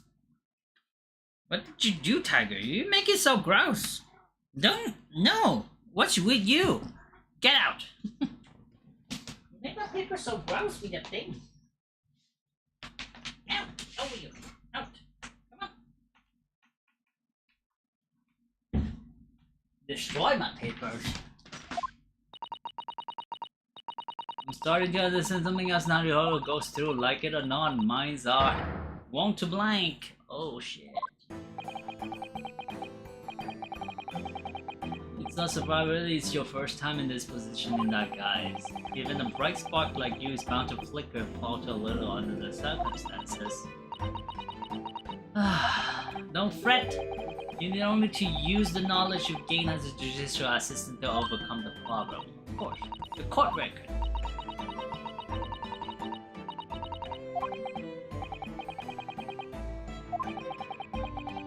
And then you need to flip the people section bar. Too long over it, His Excellency is watching you closely. Alright, court record. Ah, now I have the options. Giselle Brad, we remember that name. We actually know that lady. It's Ali. Ali's dead. No, she was found guilty of murder of visiting Professor Dr. John Wilson, but she was never trial.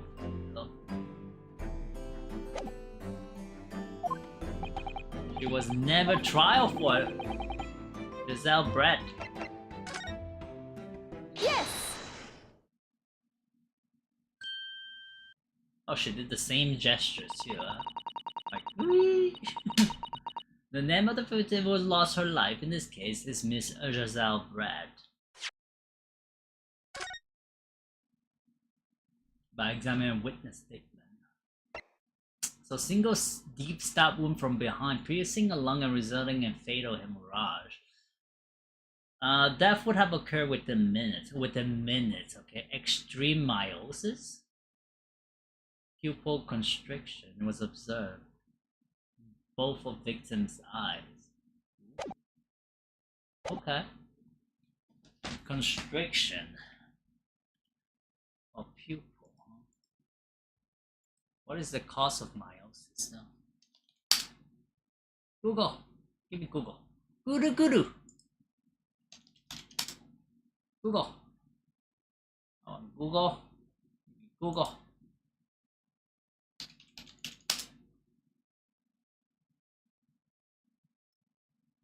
When your pupil shrinks, it's called meiosis that I know. If your pupil stays small even in dim light, it can be a sign that the things in your eyes aren't working properly. But what is the cause of it?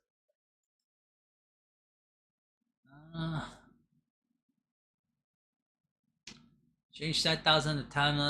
When your pupil shrink working the way they should, it's called abnormal, and it can happen in one or both areas. It's supposed to be small, yeah, bright environment, the pupil will shrink, that's normal. But the maximum pupils are pupil dramatically responding not only to also emotions, period of intense contraction. Recently eaten food, prescription, recreational drugs, yes. Emotions. Processing, experiencing emotion lead to change in pupil size. To slightly expand on that, every time you feel excited or nervous, that I know. But constriction, seeing a stronger cue like a person laughing or crying could cause a difference in the pupil size. In general, pupils tend to grow wider if you vividly feel a positive or negative emotion. People can also widen if you are concentrating hard on a particular task like solving a math problem, but it's not saying why constrict though. Medication, no, doctor give you drops, dilate your pupil, that's fine. So it's only talking about, enhancing things though. Meiosis cause age, inflammation, swelling inside your head make it hard for your pupil to get bigger. Okay, so inflammation, medical, age. Okay, genes, Horner syndrome. So it has nothing to do with emotions. Some form of side effect of medication.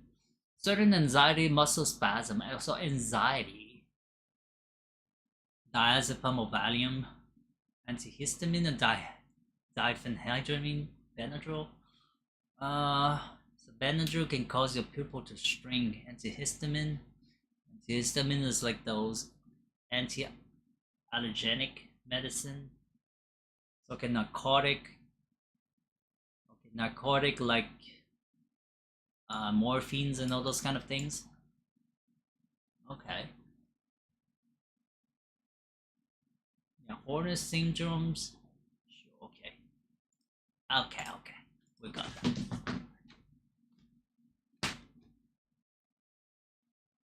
No, I know what's a meiosis, but I was asking what can be the cause of the meiosis, abnormal meiosis. Normally, when you are in the very dark environment, you would have your pupil dilate to catch as much light as possible.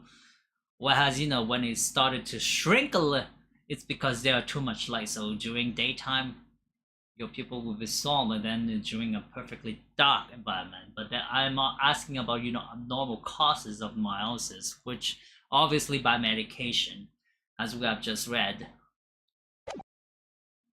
Apparently the anxiety can cause the pupil to shrink as well. That will never be forgotten courtroom of the history of the sword. Correct. And being a member of our Empire Judiciary, you will be well aware of the significance of that name. So, let me propose another simple question. As you know, was a visiting student from the Empire of Great Britain, and why then is her name indelibly associated with our own Empire Judicial history? Obviously. You will have forgotten that case from 9 months ago.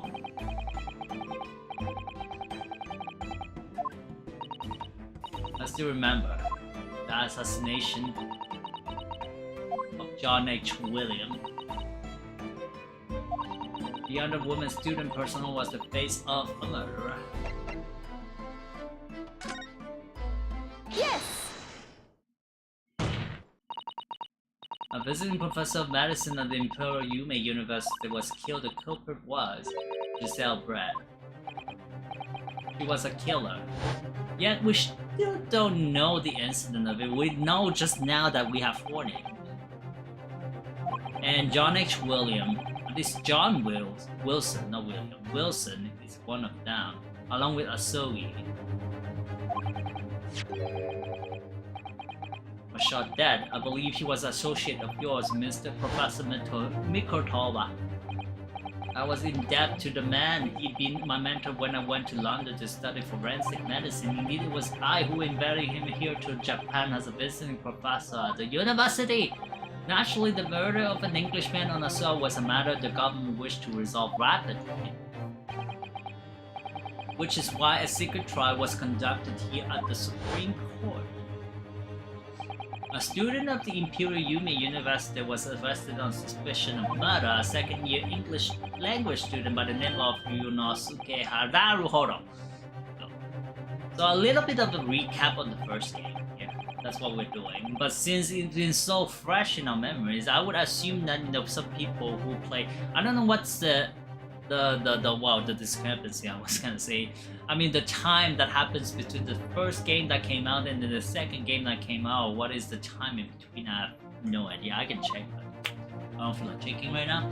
So it's not as fresh for some other people. What is in their memories? But we are, tackling non-stop the first one and the second one. The adventure, and now we're gonna do resolves. So I would assume that the international incident we just, witnessed today, like the 4 names, the implication about what that secret code, Morse code message was gonna be about is gonna unfold, because the entire first game is all about Great Britain versus the Empire of Japan, and some secret leaked information about 4 names in Japanese Morse code, but we don't know what it is about. I mean 2 of them at least got killed. I mean, Gregson is still there. However, when questioned about the motive that drove her to take Dr. Wilson's life, she never mentioned. She gave no satisfactory answer before the trial reached its conclusion. And immediately after the trial, the British government brought its consular jurisdiction into play, and we were unable to sentence Miss Brett according to our empire's law. It was decided that she would be removed to Shanghai. Why Shanghai? There's a British consular court there. Correct. I oversaw the negotiation personally. The date of the transfer to Shanghai was finally set up and only last week. Oh. All that remains of our minor obligation was to see the woman safely on board the steamship. And yet, the very day before her departure, the English woman was killed. On the day before? So it's been 9 months since last time we saw her. That would do. I'm satisfied that the counsel for the defense is sufficiently capable of representing the defendant. Oh, thank you for that. That was easy. Thank you, Your Excellency. Now, a summary of the incident, if you please. Prosecutor Aochi. As you wish, Your Excellency. Alright. Let's see him talk about it. The Rapinion crime took place on the 11th August in the broad daylight. Broad daylight? On the outskirt of the Imperial capital on the bright blue sky, at a secluded bathing spot by the sea, the incident occurred inside a small beach hut, erected for bathers to rest or change their clothes. What is she doing there? Is she taking... I mean, also it looks fantastic though. We also, take a swim in there. What is she doing there? The cause of death, and also what is she holding? A pen? The cause of death was a single stab wound to the posterior abdomen that pierced the victim's abdomen. An injury which proved fatal. There were 2 persons alone together in a beach hut at the time of the victim's death. Miss Brett in her bathing attire, bathing with that hat, and the accused Ray Membami. Accordingly, there can be no doubt of the accused's guilt, especially when we consider she had a powerful motive. Powerful motive? The police arrived rapidly at the scene and promptly arrested the young lady.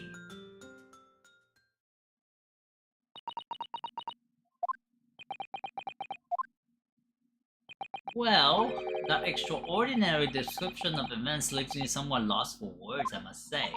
That's certainly true. The prosecution summary was full of words that raised an awful lot of questions. As a lawyer, I really ought to pick up the prosecution counsel on what he said. Powerful motives. Which is what? You're clearly exaggerating. Powerful.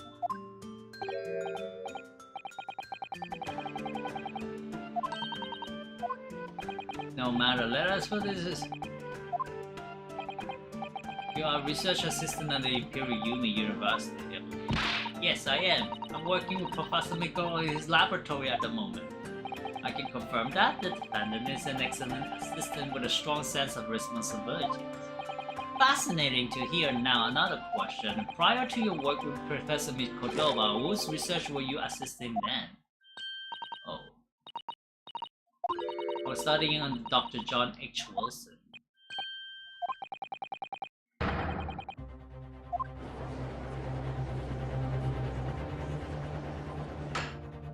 The accused had a deep-seated respect for a former mentor, Dr. Wilson. Is that not true? Yes, Dr. Wilson was a wonderful man. Interesting. Then tell the court that what deep-seated feeling you had towards the English woman you killed her. Well, obviously I was filled with hatred for what she done now. No powerful hatred. Hey.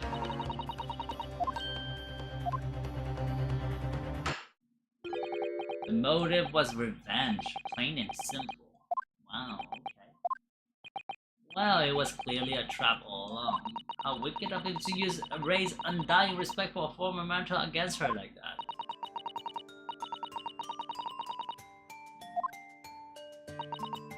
I really ought to pick the prosecution because of what he said about. Okay.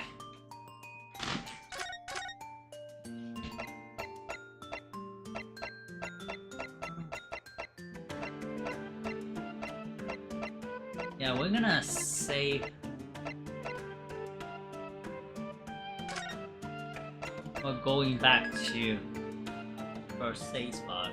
It's GAA2 resolved, right? Okay, so I think we have a little bit of the information about what this murder is about. So I'm gonna continue on next Wednesday with something else. I don't know what I'm gonna do on next Wednesday, but this game we're gonna continue on next Monday. We're gonna continue on with all cases, so a couple of weeks from now, before I'm actually gonna end on Ace Attorney. But it will be fun, I think. At least for me. But as for Wednesday, like I said, I don't know what game I'm gonna play. I already finished Divine Force, so I might be going back to, you know, some Splatoon. I will, you know, be okay with having choose Splatoon stream this week. But either way, we're gonna have, I'm gonna go, you know, do my stuff. So hopefully you guys enjoy this game, the conclusion of the first Aces Tourney. And I'll see you guys back on Wednesday then. Take care until then. Bye now.